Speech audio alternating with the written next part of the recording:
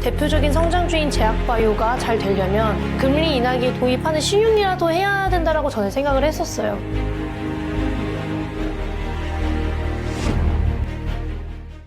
오랜만에 오셨습니다. 안녕하세요. 네. 뵙고 싶었어요. 아 진짜로요? 네. 아, 또 너무 와이스트리 좋아하시고 그러시면 안 되는데. 아, 이거 완전 좋아하죠. 아이고, 우리 솔트룩스의 이경일 대표님 와주셔서 반갑습니다. 고맙습니다. 감사합니다. 진짜 AI 지난번에도 2번 네. 와주셨었는데 뵐 때마다 AI에 대한 뭐라 해야 되나 서비스? 이 진화의 속도가 너무 빨라가지고 맞습니다. 챗 GPT만 놓고 보더라도 막 네. 너무 어지러울 정도로 너무 빨라서 네. 그거 막 대표님한테 여쭤보고 배우고 했었잖아요. 네. 요즘에는 어때? 요즘에는 그러니까 시장에서 느끼기에 특히 이제 주식 투자하시는 분들 사이에서는 AI가 살짝 이제 좀 겨울이 오나? 네. 동면에 들어가나? 아니면 좀 쉬어가나? 전기차처럼 캐즘인가? 이런 얘기 나오거든요. 현장에서는 어떻게 느끼고 계세요? 일단 분위기가 좀 잔잔해진 건 사실이죠. 잔잔. 네, 잔잔해졌다라는 거는 열정, 두려움, 이게 만약에 세상을 바꿀 것 같은 그런 기대감, 네. 이런 부분에서 이제는 이거 써서 뭘 어떻게 해보지? 이거 돈은 벌 수 있나? 여태까지 돈 엄청 넣었다고 하는데 예, 수익 예. 모델은 뭐야? 하는 식의 좀 더 현실적인. 처음에 이제 먼저 누군가가 얼굴을 주먹으로 후려치면 이거 뭐지? 내가 왜 맞지? 뭐 이렇게 당황하잖아요. 네네네. 그랬다 정신 차리고 보면 이제 여러 여러 고민을 하는 것처럼 그런 상태예요. 그래서 오늘은 제가 그런 자료하고 특히 요즘 또 AI 반도체 관련된 관심도 많으니까 그 얘기까지 하면 좋을 것 같아요. 지금 제가 자료 화면 하나 준비를 했는데요. 네네. 혹시 우리 와이스트리트에서 하이프 사이클 얘기한 적 있나요?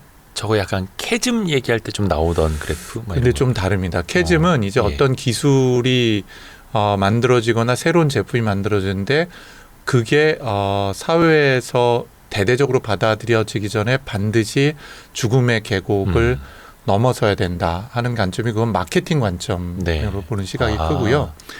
이 하이프 사이클은 거품 관점이 커요. 저 왼쪽에 있는 저 높은 그게 거품입니다. 네. 그래서 하이브는 말 그대로 하이프 사이클이라는 건 하이브는 말 그대로 과장돼 있다, 거품이다. 뭐 이런 뜻이거든요. 근데 이건 가트너 그룹이 벌써 20년 넘게 동안 매년 발표를 해요. 하이프 네. 사이클이라는 게. 근데 이 가트너 그룹이 가지고 있는 인사이트는 이겁니다. 세상을 바꾸는 기술은 반드시 거품 단계를 거친다. 무조건. 인터넷이 그러했듯이. 네. 예를 들면 그걸 제가 하나씩 보여드릴게요. 예. 이게 지금 저희가 지난 40년 동안 겪어봤던 거품이거든요. 80년대 초반부터. 1981년도가 IBM PC를 내놓은 해예요. 그 바로 전전에 애플이 창업을 했습니다. 지금 전 세계 시총 1, 2, 3등 안에 들어있는 두 회사죠. 그때 왜 거품이었냐면요. IBM이 개인용 컴퓨터를 만든다 그러니까 PC의 시대. PC를 처음으로 만든다 그러니까 모든 컨설팅 회사하고 주가가 떡나 그랬어요. 왜냐? 아니 전 세계에 그 당시에 저게 200만 원에서 300만 원이었거든요. 예. 1981년. 예. 그럼 지금 기준으로 보면 거의 1000만 원일 거 아니에요. 예. 아니 1000만 원짜리를 개인이 누가 산다고 저걸 만드냐. 저 시장 자체가 없다. 그리고 초기에 실제로 많이 안 팔리기도 했어요. 그렇죠. 초반에는. 예, 그래서 시장에서는 이 PC IBM이 잘못 선택한 거다는 그랬죠. 근데 실제로 아시는 것처럼 1981년도에 IBM에서 PC를 내놨을 때 창업한 회사가 마이크로소프트거든요. 도스 공급하느라고. 그렇죠. 예. 그리고 나서 지금은 개인마다 최소한 PC를 하나씩 가지고 있고 회사에도 하나 있고 소니에도 하나 있는 거죠. 그렇죠. 그다음에 1995년은 말씀 안 드려도 될 것 같아요. 심지어는 닷컴 버블이라는 말을 쓰니까. 그렇죠. 네, 95년도에 웹브라우저가 처음으로 나왔어요. 웹브라우저 기준으로. 네. 왜냐하면 웹은 1989년도에 팀 버너스-리가 HTML이라는 걸 처음 만든 해고요. 네. 그리고 그걸 활용한 웹브라우저가 93년, 4년도에 처음 나왔어요. 제 나이 또래 되는 분은 아시겠지만 모자익이라는 것 다 네. 혹시 모르시죠, 대표님? 예, 자세히 모르겠습니다. 네, 모자익이라고 하는 브라우저가 처음 나왔어요. 그리고 넷스케이프 내비게이터가 그 다음에 나왔고요. 넷스케이프부터는 들어봤죠. 예. 그게 94년, 95년이에요. 그 해 창업한 회사가 어딜까요? 저기 나오는 아마존, 구글, 아마존, 네이버. 구글, 네이버예요. 아마존이 94년 창업했고요. 구글이 96년인가 7년, 네이버가 98년이에요. 딱 요 해 때. 근데 이때 거품 어마어마했었죠. 그렇죠. 닷컴 버블은 100개 닷컴 회사 중에서 99개가 망했으니까요. 저게 이제 한 99년, 2000년 그때 정말 정점을 쳤었죠. 뭐 나스닥, 뭐 코스닥 공유. 다요. 예. 그 다음이 스마트폰 나온 해였어요. 2009년도에 아이폰 3S가 나왔어요. 네네. 아이폰 우리나라에 들어왔을 때. 우리나라는 2011년인가 뭐 10년인가 이 무렵이에요. 그거보다 전 아니었던가? 아니, 제가 그 즈음에 한두 아이폰 해가 3를 우리나라 사서 늦었어요. 예, 아무튼 그 즈음. 근데 그 해 창업한 회사가 우버, 인스타그램, 카카오톡도 저 즈음에. 예. 근데 이때 동안도 3년 동안에 휴대폰 거품하고 휴대폰 어마어마하게 많은 회사들이 창업이 됐어요. 저때 우리나라에서는 이제 휴대폰 부품주들도 2010년대 엄청 성장을 했었죠. 엄청 성장을 했고요. 그 회사의 절대 다수가 망했고, 그 다음에 두 번째가 앱 만드는 회사들도 우후죽순 엄청 생겼는데 대부분 망했어요. 그리고 물론 이 거품을 진짜 저건 거품이라고 봤기 때문에 망한 회사들이 있어요. 저 거품은 우린 지켜보면 돼. 무시했다가 1번은 누구죠? 노키아. 노키아 전 세계 휴대폰 제일 많이 만들고 영업이익률 제일 높았어요. 저 2G, 3G까지는 네, 망했고요. 3G까지는 아니었구나. 3G 가다가 망한 거죠. 시작할 무렵에 예, 망한 예, 거죠. 예. 망했고요. 그다음에 2등이 모토로라였는데 망했고요. 스타텍. 스타텍 대단했죠. 그다음 레이저라는 거인데 그거는 그 모델 하나가 전 세계에서 판매를 제일 많이 됐었죠. 데이비드 베컴. 네, 맞아요. 난 둘 다. 요 아는 사람들이 이제 아재. 예. 특히 스타텍은 뭐 그거는 성공한 사람의 상징이었어요. 이게 뚜껑 열려서. 벽돌폰 다음으로. 예. 네, 그랬던 회사 망했고요. 그리고 우리나라 LG도 포기했죠. 결국은. 그 세 회사 공통점이 뭐냐? 스마트폰 아니 50만 원, 60만 원짜리 지금은 200만 원이 넘어요. 요번에 300만 원 넘고요, 아이폰은. 근데 언제였더라? 2000년대 초반이 아니다. 90년대였나? 저희 아버지가 벽돌폰을 사셨었거든요. 네. 그때는 카폰이라고 했어요. 카폰이라고 그랬죠. 예, 그 집안이 난리가 났었습니다. 뒤집어질 뻔했습니다. 그때는 그렇게 비쌌었는데 비쌌죠. 이 시대가 오냐 마냐 했었죠, 당연히. 당연히요. 예. 거기뿐만 아니라 뭐 이 얘기하면 또 나이 든 사람 얘기할까 봐 그런데 시티폰도 기억나고 그렇죠. 그런데 중요한 거는 진짜 거품인지 아닌지 우린 모른다는 거예요. 그 사이에도 굉장히 다양한 거품이 있죠. 예를 들면 메타버스가 거품이었냐? 그럼 지금 돌이켜보면 거품이죠. 그럼 미래에는 그 거품이 다시 오냐 안 오냐 지금 알 수는 없는 거죠. 그래서 지금 기준으로 보자면 과연 인터넷이 거품이냐, 블록체인이 거품이냐, 메타버스가 거품이냐 질문할 것도 많고 또 그거를 성견지명을 갖고 보기는 굉장히 어려운 거죠. 그래서 이렇게 뭔가 세상을 바꾸는 것은 반드시 거품이 수반된다라는 게 가트너가 바라보는 시각인데 이 거품은 크게 세 가지 관점이 있어요. 첫 번째 관점은 뭐냐? 돈이에요. 아하, 그렇죠. 돈의 흐름. 돈의 흐름. 거품이 있을 때 그 돈이 몰려요. 그렇죠. 네, 그 돈이 몰려요. 거품으로. 그런데 그럼 거품으로 돈이 몰리면은 거품이 터진 순간에 어떻게 되냐? 그 돈이 다 휴지 조각이 되냐? 뭐 그런 케이스도 있을 수 있는데 그게 진짜 작동되는 거품이면 그 돈이 몰린 회사가 생존하고 그리고 지배를 하게 돼요, 시장을. 예를 들어서 그 10개 중에 하나가 살아남았는데 그게 100배 성장한다든가 뭐 이런 식으로. 10배 중에 하나는 아닐 것 같고요. 100개 중에 하나 살아남는데 10,000배 성장을 하죠. 예를 들면 97년도에 AWS가 아니라 아마존이 상장을 했잖아요. 예. 그때 97년도면은 뭐 하고 계셨어요, 우리 대표님? 저는 이제 고등학생 때. 근데 그 나중에 이제 책으로는 봤습니다. 네. 아마존 처음에 상장할 때 정말 몇 달러 안 됐었었는데. 네. 예. 그때 1,000만 원어치 주식을 사셨으면 작년에 한 60억 돼 있었어요. 시계를 좀 돌리면 안 됩니까? 그러니까 근데 사람들이 다 미쳤다 그랬어요. 이게 작동이 되냐? 닷컴 버블에서 제가 계속 AWS라는 얘기를 하는데 AWS 얘기를 하는 이유가 있는데 아마존 웹서비스. 아마존이 실제로 이익을 내기 시작을 한 게 상장하고 나서도 거의 10년이 걸렸어요. 근데 2004년도에 갑자기 제프 베조스가 뭘 들고 나왔냐면 난 이제부터 클라우드를 할 거라 그랬어요. 2004년에요. 네, 4년대. 그리고 2006년부터 클라우드 사업을 본격적으로 하기 시작했어요. 그때 뭐 예를 들자면 포브스지를 포함을 한 뉴욕 타임즈부터 해서 죄송합니다 이렇게 욕해서 이 새끼가 드디어 미쳤구나. 아, 언론사에서. 아니 지금 아마존도 적자에 허덕이고 있고 맞아. 너 아마존에 전자상거래나 똑바로 해. 쓸데없는 짓 하지 말고. 그래서 그 해에 이제 클라우드 비즈니스를 시작했고 지금은 클라우드 비즈니스를 AWS라는 걸로 하죠. 아마존 웹 서비스로. 현재 영업이익이 있다고 하면은 아마존 전체 그룹사 영업이익의 60% 전후를 AWS가 해요. 그러니까 그 거품에 해당이 되는 거를 현실로 증명하는 거는 정말 어렵죠. 그건 뭐 현재 전기차도 마찬가지인 거고요. 또 스페이스X도 마찬가지죠. 우주산업도. 그래서 이 그림을 보면은 굉장히 재밌어요. 이게 1990년도에 네. 전 세계에서 가장 부자인 사람들 그래프입니다. 저게 머리 숫자예요? 아니요. 금액으로요. 금액으로. 예. 그래서 여기 보시는 것처럼 월마트 패밀리가 월튼 패밀리인데 월마트 패밀리가 전 세계 1등 부자 그룹이었고요. 예. 저기 이름이 써 있는 거네요. 네, 이름이 써 있어요. 멀리서 잘 안 보이습니다. 예. 빨간색이 일본, 예. 한국이 있었어요. 10등 안에 신격호 회장님, 롯데. 롯데 창업주. 근데 왜 부자냐면 일본에 땅이 많았거든요.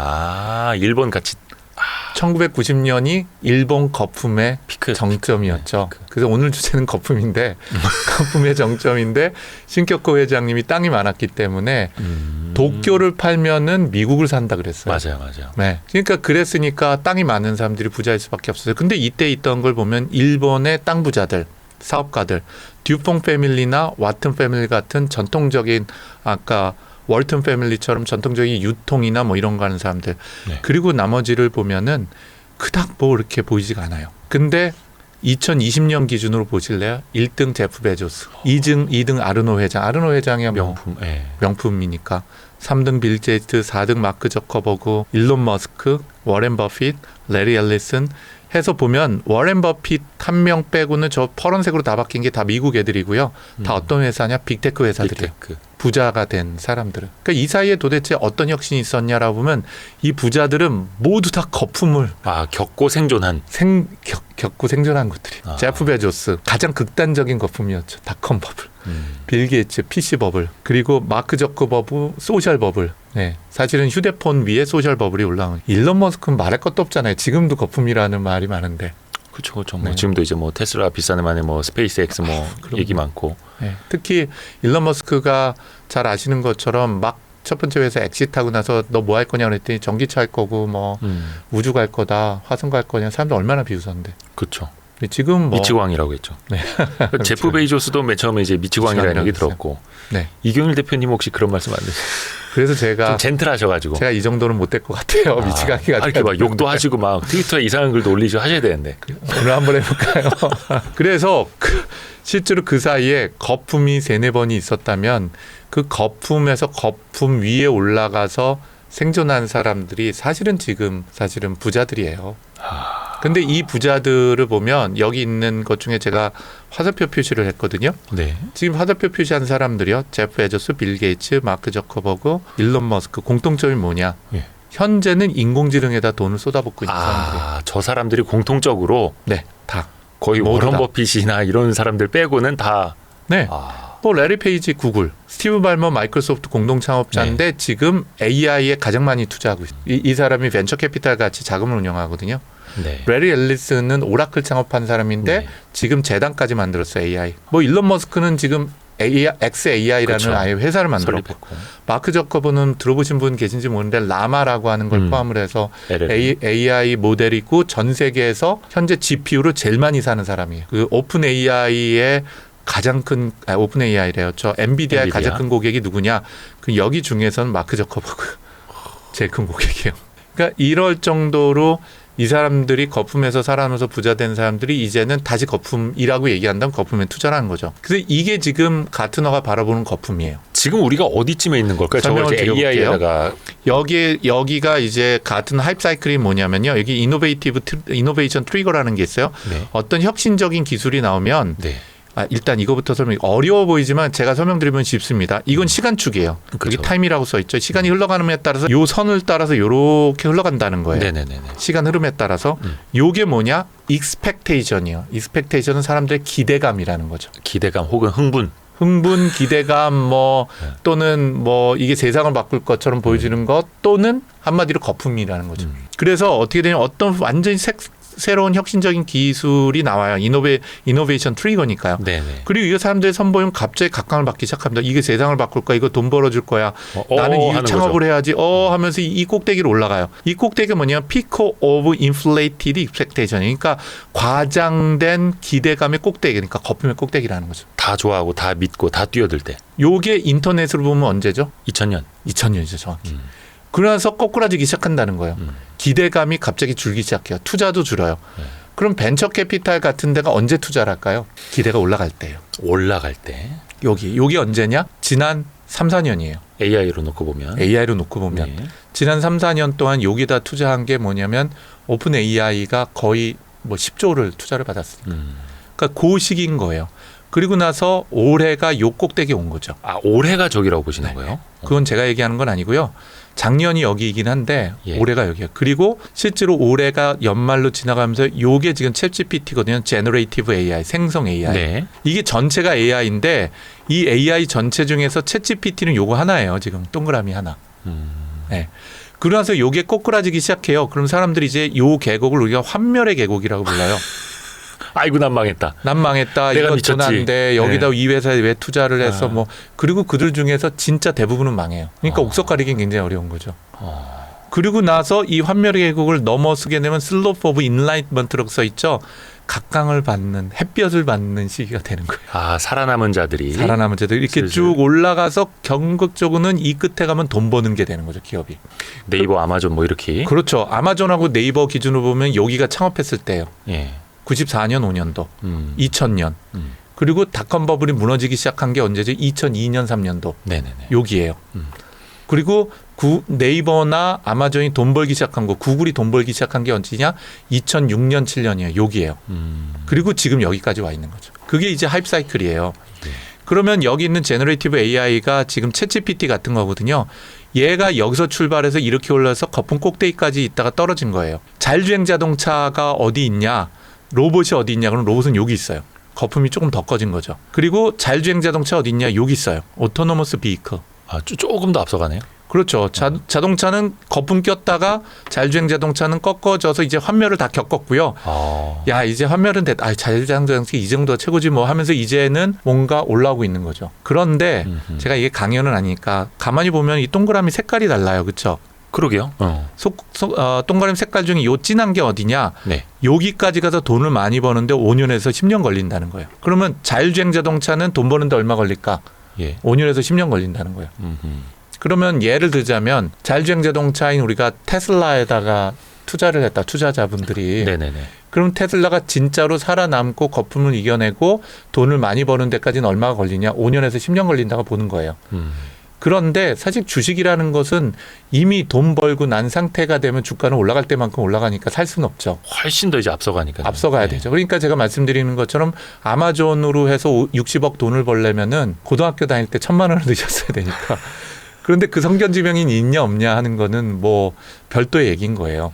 사실 테슬라 투자자분들 중에서 돈 많이 버신 분들이 2010년대 후반 당연하죠. 그때 투자하신 분들. 그때 주변에서 야, 너 미쳤냐고 망하는 회사에다 돈을 넣어 이런 얘기 들었을 때 누가 전기차를 사냐고. 누가 1억씩 주고. 전기차냐고. 제 친구 중에 하나는 그것도 똑같아요. 크립토 커런시도요. 아, 그렇죠. 네, 가상화폐도 10년 전에 저보고 자기 가상화폐 샀다고 몇 개나 샀냐 그랬더니 비트코인 뭐 20개인가 30개 샀어요. 연락이 됩니까? 지금까지 가지고 있으면 완전 떼돈이죠. 그렇죠? 네네네. 그러니까 결국은 초창기에 투자를 해야 되는데 그 초창기가 거품인지 아닌지 분별하기는 정말 어렵다는 거죠. 그래서 이 지점을 경영학에서는 전략적 불협화음의 시대라 그래요. 불협화음에. 불협화음은 도미솔과 같이 아름다운 화면이 아니라 돌에같이 찢어지는 듯이 막 엉키는 소리가 나는 거거든요. 혼란스럽고. 예. 그래서 지금의 시기가 똑같아요. 모든 거품 시기에는 그런 게 있습니다. 그런데 오늘 관심 있는 이 제너레이티브 AI를 보시면 요 네. 중간에 보면 요 색깔이 2년에서 5년인 거예요. 요까지 가서 돈을 버는데. 예. 이거는 가트너가 지들이 만들어낸 건 아니고요. 전 세계에 있는 전문가들하고 인터뷰를 해서 이걸 뽑아내요. 네. 그럼 이 제너레이티브 AI, 챗GPT로 돈을 버는 게 이제부터 시작해서 이렇게 해서 환멸의 골짜기를 지나서 떼돈을 버는 데까지 걸리는 시간이 얼마냐? 짧으면 2년, 길면 5년 걸린다는 거죠. 그밖에 안 걸린다고요? 네. 이 가트너는 그렇게 보는 거예요. 그래서 지금 또 뭐 저 같은 경우에도 한 달에 뭐 $20씩 내고 쓰고 있으니까 네. 주변에도 많이 쓰시고. 그런데 그건 이제 챗GPT 얘기인 거고 챗GPT를 포함해서 저희 회사도 마찬가지지만 생성인공지능의 애플리케이션이라고 하니까 응용 소프트나 응용 서비스가 이제 내년부터 거의 폭발적으로 쏟아져 나와요. 안 들어가는 아직 시작도 안 한 거예요? 아직 시작도 안 한 거예요. 그러니까 예를 들면은 인터넷 언제 처음 쓰셨어요? 웹 브라우저를 언제 처음 쓰셨어요? 그 하이텔 삐삐삐 이거 말고 그거는 웹 브라우저. 인터넷은 아니에요. 웹 2000년부터인가 그랬던 것 같은데. 저는 94년이거든요. 와. 대학원 아, 때. 네, 그때 이제 공부하실 때. 공부할 때. 예. 94년도에 처음으로 리눅스라는 거를 설치하고 거기다 웹브라우저를 깔아서 처음 써봤죠. 연구실에서. 94년 5년도에. 그러니까 일반인들이 인터넷이라는 것을 체험하는 데까지 걸리는 게 5년에서 6년이 걸렸는데 네. 그때는 이미 거품 꼭대기였던 거예요. 거품 때 이제 이해를 한 거죠. 그럼 돈 번 사람은 언제 들어왔냐? 2004년도에 들어갔죠. 그래서 사실은 그저께 2004년이요? 아니 94년. 94년. 큰일 날 94년도에. 2004년이면 이제 다 코스닥도 이제 이미 바닥 끝난 청소하고 이제 낙엽만 맞아요. 남아 있었을 때. 예, 예. 그저께 예. 그저께네 지난주 이번 주 초에 그 친한 분이 네. 저한테 연락 왔어요. 오픈 AI에 투자할 마음 있냐고. 오? 오픈 AI가 지금 라운딩을 하고 있어요 또. 거기가 얼마였대요? 9조 달러인가? 네. 그래서 그러면 저보고 거의- 그래서 미니멈 티켓 사이즈가 얼마냐고 관심이 없는 건 아니에요. 네네네네. 저희 회사도 돈은 있고 투자를 하니까. 네. 근데 미니멈 티켓 사이즈가 15 밀리언이에요. 15 밀리언. 200억. 우리나라 돈도 200억 원. 200억 원. 네. 그래서 그게 이제 미니멈 티켓 사이즈인 거예요. 예. 그래서 제가 한 이틀만 생각해 보겠다라고 하고 그 돈이 있으면 우리 회사에 인생을 걸어야지라고 해서 좀 어렵겠다라고 거절은 했어요. 그 얘기는 제가 무슨 얘기를 하냐면 이미 사실은 오픈 AI 같은 회사에 투자할 것들은 2년 전에 투자가 거의 끝난 상태예요. 요게 영상으로 나가도 되는 말씀인가요? 어떤 측면이죠? 뭐 제가 그걸 오픈 AI에 200억 원 투자할 수 있었던 기회. 그러니까 예를 들어서 상관은 저는 이제 없어요. 자본시장 쪽에 있다 보니까 상관은 없어요. 네. 요거 가지고 네. 그러면은 지금 솔트룩스 상장돼 있는데 네. 200억 원 CB 찍어서 그 조달할 수 있는데 그 돈 갖다가 오픈 AI에다 넣으면 이거는 그렇죠. 미래가 보이는 그게 건데 중요한 건데 어디 증권사 소개해드릴까요? 지금 전화. 아니요. 그게 중요한 건데 뭐냐면 제가 보기에는 예. 이런 거죠. 200억을 지금 오픈 AI에 들어가면은 그러니까 400억이 될 것 같아요. 예, 예. 그럼 200억을 버는 거겠죠. 네네네. 근데 제 관점에서는 200억을 다른 데 투자하면 현재 2천억이 될 수 있다고 생각을 하거든요. 그러니까 그건 이제 기회 투자도 마찬가지잖아요. 기회비용까지 감안을 해서. 네, 기회비용이라고 본다면 그러면 그게 더 그럼 안전한 거냐? 안전한 투자가 더 큰 성취를 만들어낼 수 있냐 하는 것이 더 큰 모험이라고도 생각을 해요. 투자자 관점으로 본다면. 왜냐하면 많은 분들이 모르시는데 솔트룩스가 생각보다 큰 회사이긴 해요. 그럼요. 예. 네.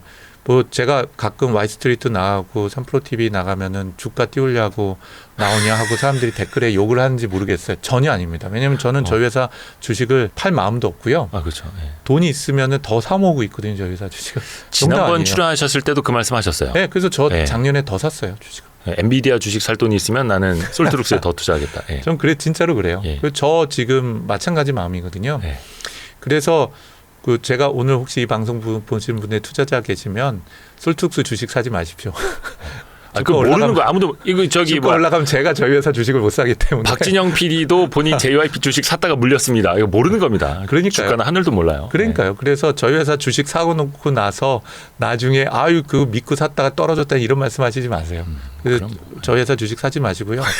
제가 살 테니까 그러니까 사지 말라는 것도 아니고 그냥 노코멘트 그냥 예. 관심을 안 가지셔도 될 것 같아요. 네, 그런데 제 얘기는 네. 다시 원론으로 돌아가면 네네네. 결국 우리 투자하는 사람들은 내가 가지고 있는 투자의 가치를 어떻게 극대화하냐 하는 거죠. 안정적으로 차분히 갈 거냐 또는 리스크를 걸 거냐. 그건 저 같은 창업자나 연구자도 마찬가지인 거죠. 저희 회사에는 솔트룩스 벤처스라는 벤처 캐피탈이 있어요. 네네. 지금 많은 분이 전혀 모르지만 그 투자하는 운영 자산이 1,000억에 가깝습니다. 그러니까 외부 자금까지도 조달을 해서 예. 저희 자체 자금이 200억 좀 넘고요. 외부 자금 포함을 해서 지금 블라인드 펀드가 2개나 되거든요. 그 200억이면 오픈 AI 아까 200억이라고 했는데. 그래서 이건 이제 가치 평가의 문제이기도 하지만 네. 다시 그러면은 원론으로 돌아와 볼게요. 네. 그래서 거품에 관련된 거를 제가 정리를 한다면 뭐 깔끔하게 정리하면 이런 겁니다. 거품이 있어야 한다. 근데 그 거품이 진짜 거품인지 아닌지는 굉장히 불협화음처럼 판단하기는 어렵다. 그럼에도 불구하고 그걸 판단하고 조기에 투자라는 사람들 중에서 성공한 사람이 나오더라. 그게 누구인지는 시간 지나가서 알 수밖에 없는 거지만 누군가는 그렇지 않은 곳이든 그런 곳이든 투자를 해왔다는 거죠. 언제? 이 하이프사이클 기준이라면은 네. 거품이 올라와서 거품 꼭대기가 되기 전에 남들이 다 알기 전에 알기 전에. 네, 그런 상태라는 거죠. 그러면 현재 인공지능은 거품이냐? 그러면 이 기준으로 보면 거품을 꺼지고 있는 거죠. 그럼 그게 문제이냐? 아니죠. 이미 그걸 알고 있는 많은 분들은 투자 기회를 잃은 거예요. 이 방송을 보는데 거품이니까 이건 없어질 거야가 아니라 여기 이 얘기를 듣고 계시는 대부분의 분들은 이미 거품이 나오기 전에 투자할 기회를 잃은 상태가 되는 거죠. 이미 뭐 전 세계 사람들이 다 알고 있으니까 이제는. 그렇죠. 예. 네. 그러면 그 다음은 어떻게 될 거냐라고 한다면 이제 주식 시장으로 보자면은 메이저 시장으로 옮겨가는 거예요. 메이저 시장은 어떤 회사에 투자해서 10배 번다는 건 어렵잖아요. 리스티드 컴퍼니가. 그렇죠. 이미 이제 상장 주식으로 10배 번다라는 거 거의 문제 엔비디아 같이 이제 희귀한 아주 희귀한 아주 경우죠. 희귀한. 아주 희귀한 경우죠. 그래서 그게 언제냐? 그러면 2년 내에 온다는 거예요. 2, 3년 내에. 어떤 게요? 그러니까 10배 버는 게? 아니죠. 아, 죄송합니다. 10배 너무 꽂혀가지고. 2, 3배밖에 벌지 못하는 시장이 2, 3년 내에 온다는 거죠. 출렁출렁 거리면서 변화가 만들어지는 시장은 2, 3년 후면은 끝날 가능성이 있다는 겁니다. 뭐가? AI 모든 분야가 아니라 AI에서도 챗GPT 같은 생성 AI 시장이. 여기 꼭지들이 모두 다 AI예요. 네네네. 그 중에서도 챗GPT 같은 생성 AI 시장은 이제 2, 3년이 지나면은 이제 변동성이 낮고 그다음에 투자해도 두세 배 이상 왔다 갔다 하기 쉽지 않은 시장이 될 가능성이 큰 거죠. 그러니까 한 불협화음의 시대는 앞으로 한 2, 3년 정도만 네. 더 겪으면 되는 거고 네. 그 이후에는 확실한 승자, 네. 돈 버는 기업들이 확실하게 나타날 거고 그때까지는 조금 이제 또 거품이 꺼지는 고통스러운 시기도 좀 필요할 수도 있고 지금 그걸 또 지나는 과정이고 필요할 수 있는 게 아니라 반드시 수반을 하게 되는 거죠. 그렇기 때문에 저희 회사도 좀 마찬가지로 봐요. 물론 저희 회사가 재무적 건전성이 굉장히 좋아요. 빚도 없고 뭐 현금이 저희 한 500억 이상 있고 또 저희 자회사들이 뭐 굉장히 큰 자금을 운영도 하고 있고 그러니까. 그런데 제가 잠을 못 자는데 그 이유는 살아남는 걸 넘어서서 성공이 중요한 건 아니지만 성과를 만들어내야 되니까요. 어깨가 무거우십니다. 무겁다기보다는 고통스러워요. 고통스럽다. 네. 야, 대단하십니다. 아니면 저는 좀 알거든요. 이경일 대표님의 그 스케줄을 살짝 이제 들어서는 알고는 있는데 살인적인 스케줄. 근데 또 이렇게 사람들에게 이걸 또 알려주시고자 말씀도 해주시는 거고 솔트룩스 주가랑은 전혀 상관없습니다. 네. 여러분. 그리고 아까 그 보여주신 표도 그 세로축이 expectation, 기대감, 흥분 이런 거지 주가는 아니라는 아니에요. 거. 또 그거는 달리 갈 수 있다라는 거 한 번 더 강조를 해드립니다. 그 질문 한번 드려볼까요? 근데 사실 이제 옛날에 그 서부 골드러시 시대 거기서도 사실 이제 돈 많이 번 기업은 이제 곡괭이 팔고 청바지 팔고 텐트 팔았던 기업들이라고는 하는데 그 시대를 AI 시대에서 보여준 게 엔비디아잖아요. 대표적으로 엔비디아는 이제 돈을 긁어 모으고 있고 물론. 그래서 우리나라도 거기에 같이 HBM을 비롯한 AI 반도체들 해서 낙수 효과도 많이 생겼습니다. 네. 근데 또 물론 이것도 이제 주가 측면에서 놓고 보면 최근에 뭐 겨울이 오네 만에 뭐 여러 가지 논쟁들이 있어요. 이 AI 반도체도 거품 논란이 조금은 있습니다. 계절 논란일 수도 있겠고요. 네. 요거는 대표님 어떻게 보세요? 그게 굉장히 복잡한데요. 제가 작년도 4월인가 그 SK그룹에는 수펙스 위원회라는 게 있어요. 예. 그 수펙스는 SK 성장을 위한 정신 모델하고 같은 건데 수펙스 위원회는 SK그룹의 모든 대표님들하고 뭐 부회장님까지가 참석을 해요. 거기 가서 제가 이제 13분의 SK그룹 대표님이 계셨고 제가 강의도 하고 오늘처럼 질의응답하고 토론을 하는 시간 가졌거든요. 네. 똑같은 질문을 하시더라고요. 어떤 한 분이 그분이 누군지 말씀드릴게요. 하이닉스가 제일 중요하니까. 네. 반도체에 대해서는 어떻게 생각하냐고 이 생성 AI에 대해서. 또 솔트룩스는 고객 아닙니까? 고객이기도 반도체를 하고 사는 입장이니까. 그럼요. 파트너이기도 하고. 근데 제가 뭐라 그랬냐면 모르겠습니다 그랬어요. 실망했겠는데요. 그래서 되게 실망하면서 모르겠다니요. AI는 반도체가 필요한데 그렇게 얘기를 하시더라고요. 그래서 제가 맞습니다. HBM 시장이 굉장히 커질 것 같아요. 라고 얘기를 드렸죠. 아니 그러면은 우리 하이닉스 주가도 올라가고 엄청. 그래서 제가 뭐 맞다고 생각을 하는데 제가 두려운 건 잘 모르겠는 거는 GPU에 들어가는 메모리만 가지고 과연 기존 시장이 더 성장된다고 볼 수가 있을까? 왜냐면 D램 수요가 그러면 그만큼 지속적으로 올라갈 수 있을까가 저는 오히려 지금 현재로는 잘 모르겠다고 말씀드렸어요. 그 이유는 뭐냐면요. GPU 수요가 올라가고 GPU에 들어가는 예를 들자면은 뭐 HBM과 같은 특수한 메모리 수요는 분명히 느는데요. 네. 일반화된 메모리라든지 일반화된 컴퓨팅 수요가 그거에 수반해서 지속적으로 늘지는 아직 모르겠어요. 예를 들면 한마디로 보면요.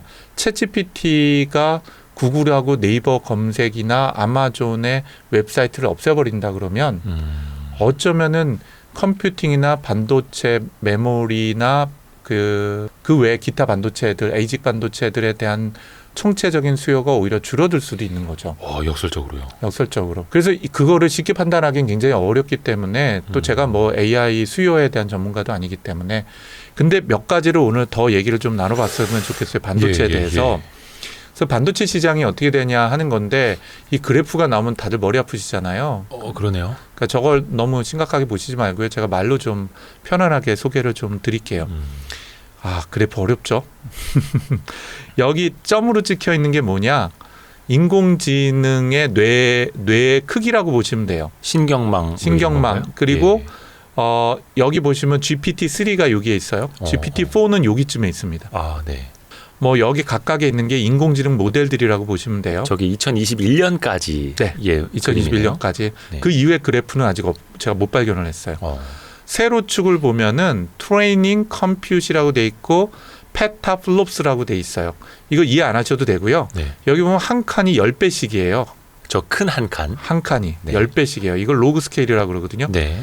네, 쉽게 얘기하면은 이 기준이 뭐냐면은 이렇게 설명을 드리면 될 것 같아요. GPU하고 CPU가 얼마나 빨리 연산해야 되냐 하는 거예요. 예. 그게 이 세로축이에요. 저기 페타라는 거는 그 페타가 기가 테라 위에 1000배가 페타예요. 아우 머리 아파. 네.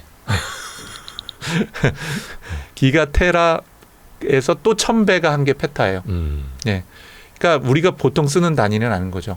한마디로 엄청 빠르다라는 건데 문제는 이게 선형으로 보이잖아요. 이렇게요. 예. 근데 세로는 10배씩 증가되는 거거든요. 네. 그러니까 사실은 1, 2년 만에 10배씩 증가되고 있다는 거예요. 뭐가요? 반도체의 속도가요. 요구되는 반도체의 속도가. 1, 2년 만에 10배씩이요? 10배씩이 증가가 돼. 근데 놀라운 게 뭐냐면 여기 있는 게요. 요거. 예. 이게 우리 반도체의 무어스 로우예요. 무어의 법칙. 무어의 법칙은 뭐냐면 매 2년마다 2배씩 반도체는 집적도가 높아지고 빨라지고 네네. 가격이 싸진다는 거예요. 네. 네. 그다음에 여기 위에 있는 요게 뭐냐면은 전통적인 인공지능이 필요로 하고 있는 반도체의 발전 속도예요. 근데 저 반도 못 따라가고 있고. 반도 못 따라가고 있어요. 그런데 이 빨간색이 더 중요해요. 이 빨간색은 초고대 인공지능의 발전 속도예요. 생성형 AI 같은 것들. 흔히 트랜스포머라고 얘기하는 거로 출발된 지금 우리 여러분이 알고 있는 모든 생성형 AI, 챗GPT, 바드, 뭐 몽땅 다. 근데 저게 벌써 나온 지 한 2년이 넘는 챗GPT 3가 저기 위에 올라왔고 이 속도를 보면은 이렇게 빨라요. 예를 들면은 얘보다 반도체 발전 속도보다 통상 인공지능 발전 속도가 2배 빠르죠. 예. 이건 2배가 아니라 10의 2승이에요. 100배가 빠른 거예요. 그러면 저 인공지능 그 생성형 인공지능 입장에서 보면 반도체가 따라오는 속도 완전 멍텅구리네요. 100분의 1로 쫓아오는 거죠. 그다음에 지금 여기 있는 걸 요 그래프를 보면은 이거는 최근에 초고대 인공지능의 발전 속도인데 이거는 기존 인공지능 발전 속도의 또 2배잖아요. 네. 예. 그러면은 기존의 반도체 속도보다 인공지능의 발전 속도가 10의 4승인 거예요. 그러니까 10,000배가 빠른 거예요. 근데 이건 전체 속도로만 보면 그렇고요.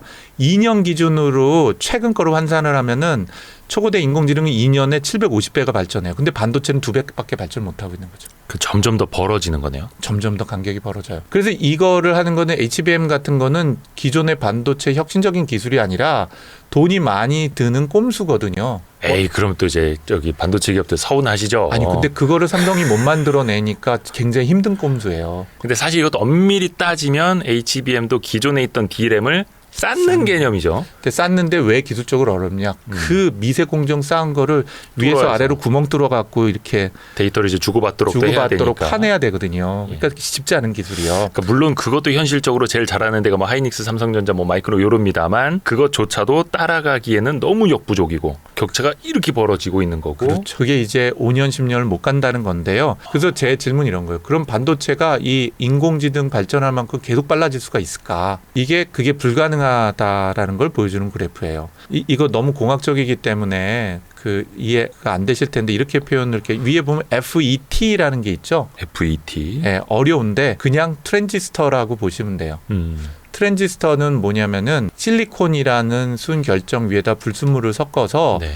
아주 조그만한 전압을 걸면은 굉장히 큰 전류를 컨트롤할 수 있는 게 트랜지스터예요. 그러니까 뭐 그냥 스위치 같은 거. 스위치 같은 예, 거예요. 예. 근데 그 스위치를 몇 나노미터로 조그맣게 만들어서 어마어마하게 많은 트랜지스터를 연결한 게 반도체 칩인 거죠. 칩 안에 뭐 수억 개의 트랜지스터가 들어가고. 그렇죠. 수십억 개 들어가고. 수십억 개. 그러면 이걸 계속 작게 만들어야지 더 좋은 성능이 나오고 그렇죠. 더 전기를 덜 소비하면서 열도 덜 나거든요. 네. 그러니까 다들 공정이란 걸 중요시 여겨요. 7나노 공정이냐, 5나노 공정이냐, 3나노 공정. 미세 공정으로. 그 공정이 뭐냐면 트랜지스터에 우리는 채널 위스라고 그러는데 이 크기인 거예요. 하나의 트랜지스터의 크기인 거예요. 뭐 그것도 사실 이제 무어의 법칙 그게 또 핵심이었던 거고. 그게 이제 쫓아가는데 대신에 D램은 무어의 법칙보단 2배는 빨랐어요, 여태까지. 근데 문제는 그걸 계속 작게 만들 수 있냐는 거예요. 한계가 있죠. 왜 한계가 있냐면 그게 더 작아지면은 인간이 컨트롤이 불가능해요. 다시 얘기해서 퀀텀 이펙트라는 게 생겨요. 그러니까 양자 뭐, 효과. 예, 양자 효과. 그래서 뭐 원자가 어디로 튈지 모르고 몰라요. 이렇게 되는. 관리가 안 돼요. 예. 그러니까 그 양자 역학에 굉장히 힘든 게 불확실성의 원리인데 예.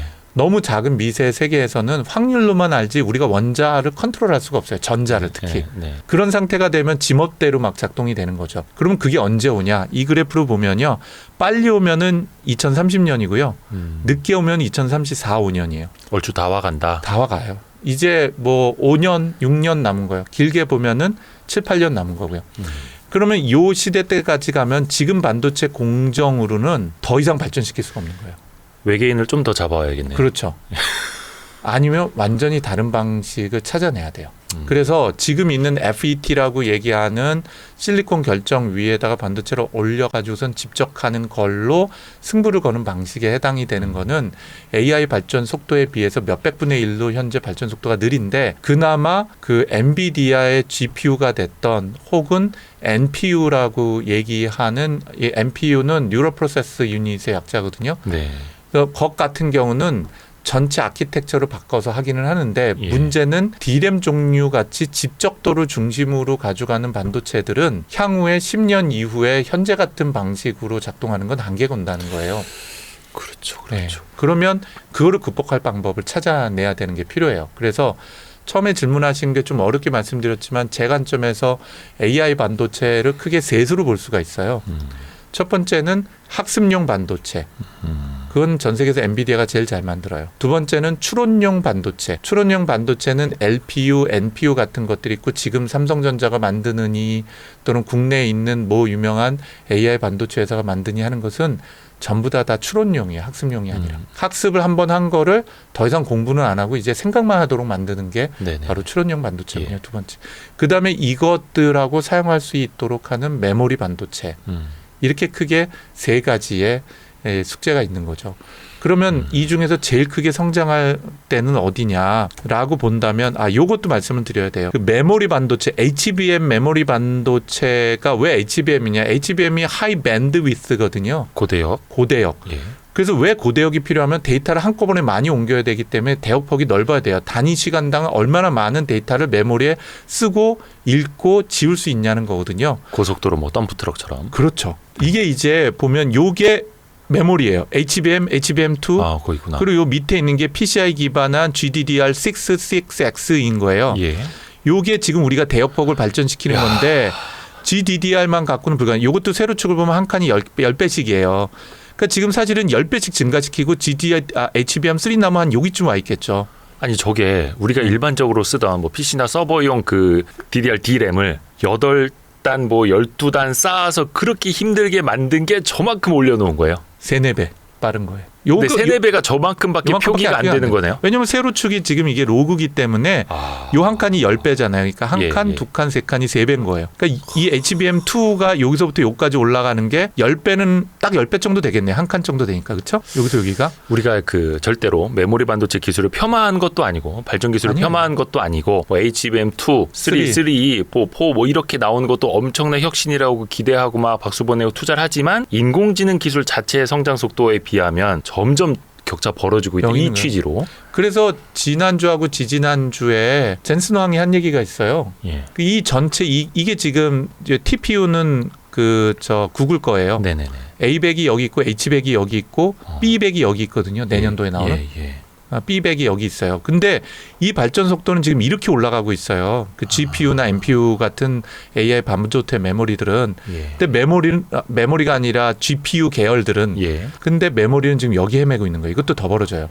그래서 젠슨 왕이 이틀 전인가 며칠 전에 그런 얘기했어요. 문제는 메모리 반도체다. 왜냐? 우리는 더 빨리 만들 수 있는데 메모리가 못 쫓아오는 거예요. 그런데 그럼에도 불구하고 비싸고 무식한 방법이지만 그래도 선택할 수 있는 건 HBM밖에 없는 거예요, 현재. 그러니까 이게 뭐 삼성 하이닉스 마이크론이 못한다가 아니라 현재 인류가 가진 기술이 거예요. 이게 최고라는 거잖아요. 이게 최고인데 지금 여기하고 이렇게 격차가 나는 거예요. 그러면 그 브렉스루가 언제 일어나야 되냐? 아까 말씀드렸잖아요. 지금 HBM 하는 거는 전통적인 반도체 공정 그대로 해서 만든 걸 쌓아 올리는 거예요. 그걸로는 10배 올리고 20배 올릴 수 있는데 여기서 여기가 지금 몇 배인지 보세요. 만 배가 아니라 10만 배, 100만 배 차이 나는 거거든요. 지금요, 속도가. 그러니까 이거를 하는 거는요. 6년, 7년 내에 HBM 말고 다른 방법이 나와줘야 돼요. 그러니까 GPU 입장에서 보면은 GPU 입장에서. 거의 뭐 이제 비포장도로 걸어오고 기어오고 있는 경운기 같은 거네요. 나는 이제 그렇죠. 먼저 고속도로로 페라리 바꿀 때 땡겨갖고 고속도로 휴게소에서 아이스크림 먹고 있는데 저 친구는 지금 비포장도로에서 경운기 끌고 오고 있고.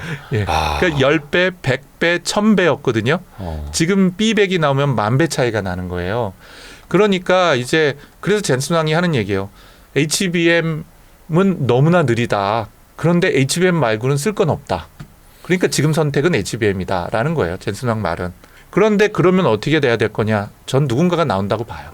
누군가? 네, 그게 삼성이었으면 좋겠고 그게 하이닉스였으면 좋겠는데 이게 지금 2020년인데 아까 보셨지만 2035년이니까 지금 딱 10년 내에 이 브렉스루를 할 수 있는 회사가 있어야 되는데 그럼 누구냐? 뭐 지금 전 세계로 보면 삼성하고 하이닉스일 가능성이 크죠.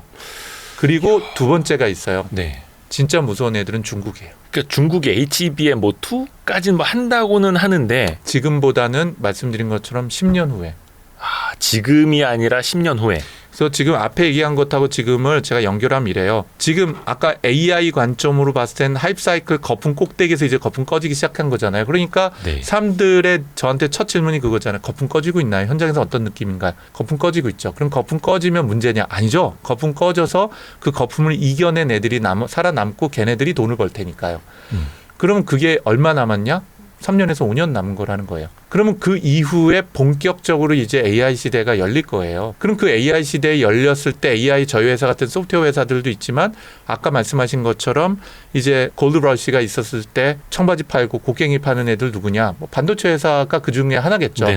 그럼 반도체 회사들은 어떤 문제를 그 사이 동안 해결해야 되느냐? 말씀드린 것처럼 메모리 입장으로 봤을 때는 HBM이 그걸 감당해내지 못해요. 현재 HBM으로는.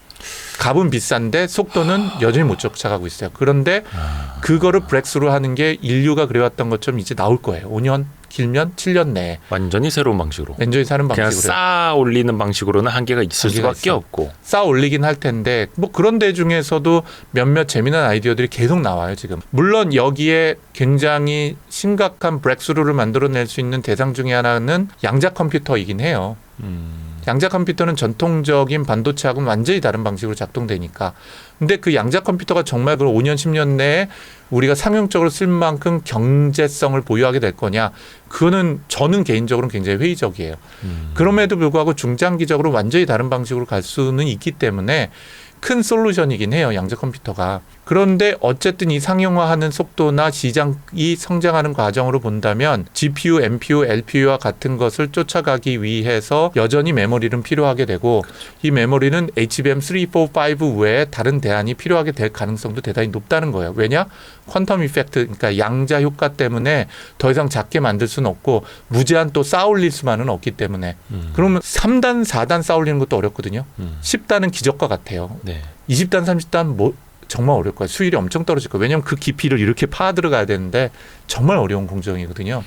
그러니까 그거를 브렉스루 하는 기술들이 엄청나게 연구가 되고 있어요. 그럼 다시 돌아오면 삼성전자하고 하이닉스를 투자할 만하냐. 제가 스펙스 위원회 갔을 때 그랬다 그랬잖아요. 모르겠다고. 그랬더니 누가 그 말씀하시면 부회장님, SK 하이닉스 부회장님이 그룹사 부회장님이 그 얘기를 하시더라고요.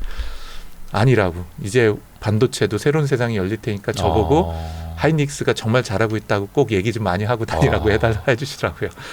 관건은 그래도 그 문제를 해결할 수 있는 회사를 굳이 찾는다면 삼성하고 그쵸. 하이닉스일 가능성이 크죠. 특히 이제 현재는. HBM에서 하이닉스가 또 압도적으로 앞서가고 있고 최근에 기사 나온 거 보니까 내년이면은 HBM 3 12단도 양산 들어간다. 할 수 있을 거예요. 하이닉스도 이야기를 했고 그런데 그게 20단, 30단 가냐? 그건 쉽지 않을 거예요. 그래서 그런데 아예 다른 방식으로. 예, 문제는 중국 애들이에요. 중국 애들이 하는 걸 보면 사실은 장비를 고가 장비를 수출을 못하게 하기 때문에 그렇죠. 중국 애들은 저가 장비를 갖고 별짓을 다 하고 있어요. 그 지들이 해볼 저희 수 출연했던 이제 전병서 중국 경제금융연구소 소장님은 네. 식칼신공이라고 표현하셨어요. 맞아요. 그러니까 회칼이 없어도 식칼로 식칼로 회를 뜨는 것처럼 맞아요. 하고 있다고. 같은 표현이에요. 어. 우리나라가 그랬거든요. 현대자동차가 삼성전자가 일본에서 토시바에서 토요타에서 배워올 때 걔네들이 봤을 때 한국 애들 우스웠거든요. 그쵸. 진짜 우리 도끼 들고 와갖고 저 해볼래요 그러고 막 그러고 있었거든요. 자기들은 이 저 뭐 칼로 회칼로 칼 쓰고 갖고 있는데. 하고 있는데 우린 도끼 들고 있었던 거예요. 그거 갖고 머리카락 자르겠다 그러니 걔네들이 얼마나 우습겠어요. 그러니까 그 과정이 중국이 있어요. 그래서 현재 국내 이제 반도체 전문가들도 그렇고 저 같은 AI 전문가들이 제일 두려워하는 거는 AI 관점도 그렇고 반도체 관점도 그렇고 중국이에요. 그리고 미국이 그렇기 때문에 AI 반도체 모든 부분에 있어서 중국을 견제하는데 이건 시간을 버는 것이지 막지는 못할 것 같아요. 그러니까 그게 이제 어떻게 변화할지가 참 대한민국의 하이닉스나 삼성전자 관점에서 굉장히 큰 도전이고 혁신을 만들어내야지만 됩니다.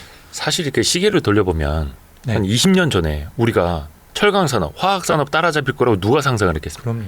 LCD 따라잡힐 거 누가 생각? 이제 OLED도 따라잡히고 있는데 남은 건 반도체. 네. 근데 인공지능이나 로봇 기술은 이미 중국이 한참 앞서가고 있고, 그러니까 이런 얘기가 되게 어떤 분들한테는 불편하게 들리실 거예요. 왜 저 중국 잘한다, 진짜 뭐 무슨 뭐 친중 뭐 도망가니 뭐 이러는데 현실적인 거라는 거지 이게 걱정이 된다. 그럼요. 그래서 요거 야. 한두 장 표만 더 보여드릴게요. 이거는 너무 이제 재밌습니다. 네. 몇몇 기관에서 나온 제너티브 AI 마켓, 그러니까 생성 AI 마켓 사이즈 대비 AI 반도체 시장 규모 전망이에요. 네. 이게 뭐 맞냐 틀리냐는 중요하지 않아요. 뭐 가트너에서 내놓고 어서 내는 건데 왼쪽에 보면 생성 AI 시장은 어마어마하게 성장해요. 그렇죠? 보시는 것처럼. 5년 사이에. 네, 5년 사이에 뭐 보시는 것처럼 5배가 성장해요. 예, 예. 오른쪽에 반도체를 보면은 30%도 성장을 안 해요. 밑에 그 진한 막 진한 게 AI 반도체고 예. 나머지가 시스템 반도체까지 포함해서 몽땅 다예요. 아, 그러니까 반도체 시장은 기껏 30% 성장을 해요. 그런데 그 30%가 모두 다 어디서 나오냐? AI 반도체에서만 나온다는 거예요. 그러니까 지금 우리가 봤을 때는 한켠에서는 저 뭐 빅테크들 지금 AI 서비스로 돈도 못 벌고 돈만 투자하고 있고 언제 돈 벌 거냐 이러면서 야 실질적으로 돈 버는 건 지금 반도체 업체들이잖아라고 보고 있지만 이게 완전히 180도 다른 얘기가 될 수 있는 거네요. 그렇죠. 두 가지 관점이 다 있는 거예요. 우선 첫 번째는 삼성이든 SK든 인텔이든 사실은 이래요. 모든 기업은 멈춰 있으면 퇴보하는 거거든요. 사실은 AI 반도체를 이걸 여기서 있는 이 그래프에서 이 진한 파란 요 부분을 빼보세요. 요걸 빼보면 그냥 멈춰 있거나 줄어드는 거예요. 아, 그러네. 그 얘기는 AI 반도체를 빼버리고 나면 반도체 시장은 멈춰 있거나 이미 줄기 시작한 거예요. 그래서 AI 반도체는 사실은 기업은 성장을 하지 않으면은 멈춘 순간에 이미 퇴보를 하는 거고 주가는 꼬꾸라지기 시작을 하는 거죠. 결국은 미래 반도체 매겨 살리는 게 포션으로 보면은 절대적으로 적어요. AI 반도체가. 보시는 것처럼요. 그렇고 AI 전체 시장 대비 반도체 시장의 성장률은 낮아요. 근데 그나마 그 성장하는 건 몽땅 다 AI 반도체예요. 그러니까 AI 반도체가 그 성장의 지렛대 역할을 하게 되는 거죠. 그런데 이 AI 반도체가 메모리든 비메모리든지 간에 사실은 돈을 벌 수 있는 또 성장할 수 있는 가장 중요한 역할이고 거기서 제가 정리를 해보면 지금은 HBM이 답이죠. 뭐 유명한 말 있잖아요. 그때는 맞았지만 지금은 틀렸다라는 것처럼 예. 지금은 HBM이지만 아까 보여주신 이 그래프처럼 실제로 AI 발전 속도 그리고 GPU 발전 속도를 가장 저해하고 있는 바틀렉에서 발목 잡고 있는 애가 누구냐? 메모리 문제인 거고 밴드위스 문제인 거고 이 문제를 푸는 회사가 대한민국에서 나와줘야 된다. 그리고 그거를 우리는 기대하고 국가가 국민이 투자를 해야죠. 하이닉스 삼성전자 주식 사세요. 근데 네. 어떻게 될지 모르고 모르죠. 삼성전자는 하이닉스에서 이제 외계인을 더 많이 잡아왔다라는 소식이 들리면 그렇죠. 갈아 넣고 있다라는 얘기가 들리면 야 근데 이거는 물론 이제 더 기술적으로 우리가 접근을 해봐야 되는 이야기이긴 합니다만 약간 기대가 되면서도 또 두려운 지점도 있고 설레는 지점도 있고 이거야말로 약간 아까 그 불협화음의 시대 불협화음의 시대. 약간 그럴 수 있겠네요. 네. 네. 근데 왜 고수들은 제 친한 사람들 중에 음악가들이 많은데 또 고수들은 그 불협화음이 예술적이라 그러잖아요. 재즈는 불협화음이 많지는 않지만 현대 음악들은 더 엇박자. 불협을 많이 쓰니까 그래 하여튼 그런 세상으로 가는 거죠. 그런데 여기서 큰 변화가 이거예요. 반도체만 조금만 더 얘기할게요. 예. 이 그래프는 보시는 것처럼 반도체 종류 중에서 중요한 반도체 시장 전망이에요. 예. CPU, GPU, FPGA라는 거 우리가 프로그래밍 가능한 반도체를 의미해요. 예. ASIC은 설계해서 찍어내는 반도체를 의미를 해요. 네. 이 시장 전체적인 걸 보면 다 발전은 해요. 네. 그런데 그 중에서도 상대적으로 굉장히 큰 영향을 미치는 게 결국은 GPU예요. GPU가 CPU를 넘어서기 시작을 하거든요. 넘어서고 실제로 FPGA 시장도 크게 발전을 한다고 보고 있는 거죠. 근데 이 시장 중에서 우리가 관심 가지고 봐야 되는 게 요 그래프예요. 아까 말씀드린 것처럼 반도체는 크게 AI 반도체 셋으로 볼 수 있다 그랬잖아요. 예. 학습용 반도체, 추론용 반도체, 메모리. 근데 메모리 말씀을 드렸고요. 예. 학습용 반도체는 현재로서는 구글하고 엔비디아밖에 못 만드는데 AMD가 본격적으로 뛰어들었죠 이제. 네네네. 근데 많은 사람들이 오해를 하시는데 이건 반도체 문제가 아니에요. 왜 그럼 구글이라고 AMD라고 실력이 없겠어요 반도체가? 그게 아니라 엔비디아는 반도체 회사가 아니라 소프트웨어 회사예요. 엔비디아가. 예, 그냥 그 생태계를 만들어버리는. 예. 예, 쉽게 얘기하면 거기는 쿠다라고 하는 CUDA를 쿠다라고 하는 소프트웨어 스택하고 아키텍처가 있어요. 예. 이게 압도적인 실력을 발휘하는 거예요. 그래서 우리는 실리콘이라고 부르는데 그 하드웨어 실리콘 반도체만 갖고는 지금 엔비디아의 아성을 무너뜨릴 수는 없어요. 그 위에 쿠다를 포함한 모든 소프트웨어 아키텍처와 플랫폼이 존재해야지 엔비디아 같은 체계를 만들 수 있는데 그게 심지어는 구글이나 AMD나 인텔이 못 해내고 있는 거거든요. 그래서 중요한 얘기는 그러면 그 쿠다를 포함한 이런 애들은 언제 필요하냐? 가장 핵심적으로 기여하는 게 학습할 때예요. 인공지능이 공부할 때. 네. 그래서 앞으로 당분간도 학습하고 공부하는 반도체는 엔비디아가 압도적일 가능성이 커요. 나머지가 쫓아가기는 어렵다. 그렇죠. 대체해도 가성비가 안 나오거나 예, 아주 경쟁하기는 쉽지 않다. 그러면 어디가 나머지 모든 반도체 회사들이 집중하고 있냐? 추론용이에요. 추론은 이미 학습된 인공지능을 빼다가 이제 넌 생각하지 마. 너는 실행. 너는 학습하지 마. 이제 실행만 해. 예. 질문하면 대답만 해. 뭐 그려달라면 그림만 그려. 너는 더 공부는 이제 안 해. 넌 이제 대학교까지 나왔으니까 공부를 이제 하지 마. 취업해. 돈 벌어와. 똑같은 거예요. 네. 왜 저희 애들도 지금 미국에서 공부하는데 돈이 너무 많이 들어요. 공부할 때. 그러니까 공부할 때 돈 많이 들잖아요. 네. 근데 이제 졸업했으니까 너 이제 돈 벌어. 하는 게 추론용 반도체예요. 너 이제 공부는 그만해. 그렇거든요. 근데 이 그래프가 얼마나 의미가 있는지는 알 수는 없어요. 네네네. 근데 향후에 보시면 반도체가 학습용 반도체 시장보다 추론용 반도체 시장이 2배 정도 된다고 봐요. 크기가. 예. 그러면 추론용 반도체 시장이 핫해지겠죠. 물론 이제 저건 한 20년대 후반부터 30년대까지. 네. 그러니까 추론용 반도체는 그럼 누가 만들고 있냐? AMD도 만들고 있고요. 너도 나도. 삼성도 지금 만들고 있고요. 텐스토렌트, 짐 켈러. 네, 다. 그래서 그러면 아까 말씀드렸잖아요. 반도체가 거품이냐? 어떤 의미로 본다면은 거품일 수 있는데 그 거품이 꺼진 거냐? 아니요. 하이사이클 관점으로 봤을 때는 정상적인 익스펙테이션 수준으로 낮아지고 있는 거예요. 오히려 여러분들이 너무 기대를 빨리 크게 했던 거예요. 보면 정상적인 기대는 여기까지 했었어야 되거든요. 네. 이게 그 시장이 가지고 있는 포텐셜인 거예요. 이 레벨이. 그럼 여기까지만 기대를 했었어야 되면은 어떻게 될까요? 투자는 이때 했었어야 되는 거예요. 요 그래프 한번 보시겠어요? 네. 그러면 이 시장이 가지고 있는 포텐셜은 뭐냐면 이 기대 익스펙테이션의 종점은 여기예요. 여기가 아니라 여긴 거죠. 그러면 투자는 언제 했어야 되냐? 이 익스펙테이션보다 낮은 상태에서 투자가 이루어지면 돼요. 그러면 투자가 여기서 이루어지게 되면 이 익스펙테이션이 실제로 만들어낼 수 있는 것보다 2배나 올라간 거거든요. 예. 그럼 거품은 꺼져야죠. 이만큼까지 꺼지고 여기까지 가야죠. 익스펙테이션 레벨이. 그러니까 기대하는 수준이. 네. 그럼 반도체는 어떻게 될 거냐라고 하면은 이건 AI 소프트웨어도 그렇지만 현재 하이닉스, 삼성 특히 하이닉스 요 꼭대기에서 여러분들이 주식을 산 거예요. 내려가고 있어요. 심장을 때리셔서. 예, 그러면 망한 거냐? 아닙니다. 여기로 갈 거예요. 근데 여기까지 가는 걸 우리 개미 투자자분들은 기다리지 못하니까 여기서 다 팔아버리고 또 망하고 그러는 거죠. 그러니까 저 환멸의 시간이라는 게 그 지점 그런 아니에요? 식이에요. 솔트루스 주식 여기서 샀는데 여기 오니까 파는 거죠. 안 됩니다. 지금 IR 담당자 보고 학을 뗍니다. 대표님 그러시면 전화 옵니다. 회사로 전화 불납니다. 그래서 결국은 투자자들이 가져야 되는 시각이 뭐냐라고 묻는다면 그래프 한 번만 더 보여주시면 이 레벨에 대한 익스펙테이션, 기대를 갖는 거예요. 그럼 이게 내가 어떤 기대, 여기 기대를 하냐, 여기 기대냐, 여기 기대하는 거는 그게 통찰력인 거죠. 그러면은 지금 하이닉스 반도체도 일로 올라올 거예요. 그런데 저는 반드시 온다고 봅니다. 삼성이나 하이닉스가. 우리 민족이 그렇고 우리 국가가 해낼 수 있다고 봐요. 근데 지금 여기까지 올라간 걸 기대했다 하이닉스가 지금 여기까지 떨어진 거거든요. 네네네. 예, 그러면 못 참고 파실 거냐 아닐 거냐 여러분 선택일 거라고 저는 봐요. 그런데 아까 제가 말씀드린 것처럼 여기서 여기까지 가는데 얼마라고요? 5년. 예. 그 5년 내에 그럼 지금 HBM이 가지고 있는 구조적인 한계 또 기술적 한계를 길게 보면 10년 내에 우리 기업들이 해낼 수 있냐 없냐 하는 것은 저는 알 수는 없죠. 그게 이제 핵심이고. 그게 해낸다 그러면 이 그래프는 이렇게 올라갈 거예요. 왜냐면 세상을 우리밖에 바꾸네. 못할 거니까. 세상을 바꾸네. 예, 왜냐하면 메모리도 중요하거든요. GPU만 중요한 게 아니라. 예를 들면 이거하고 똑같아요. 아까 곡괭이랑 도끼 팔아서 돈 벌었다 그랬잖아요. 곡괭이랑 도끼를 만드는 애들이 엔비디아나 AMD예요. 예. 그런데 대한민국은 뭘 만드는지 아세요? 도끼 자루를 만들고 있어요 지금. 도끼자루 없이는. 도끼나 곡괭이 이렇게 자꾸 때릴 수 없잖아요. 그러니까 이거 아닙니까? 그 맷돌에 네. 손잡이가 없으면 어이가 없는 거 아닙니까? 어이가 없는 이거 거예요. 맷돌을 쓸 수가 없는. 네, 어처구니가 없는 거죠. 아 어처구니. 아 어이가 아니라 어처구니. 아. 영화 많이 보셨군요. 네. 네. 그 어처구니는 대한민국이 지고 있는 거예요. 현재는.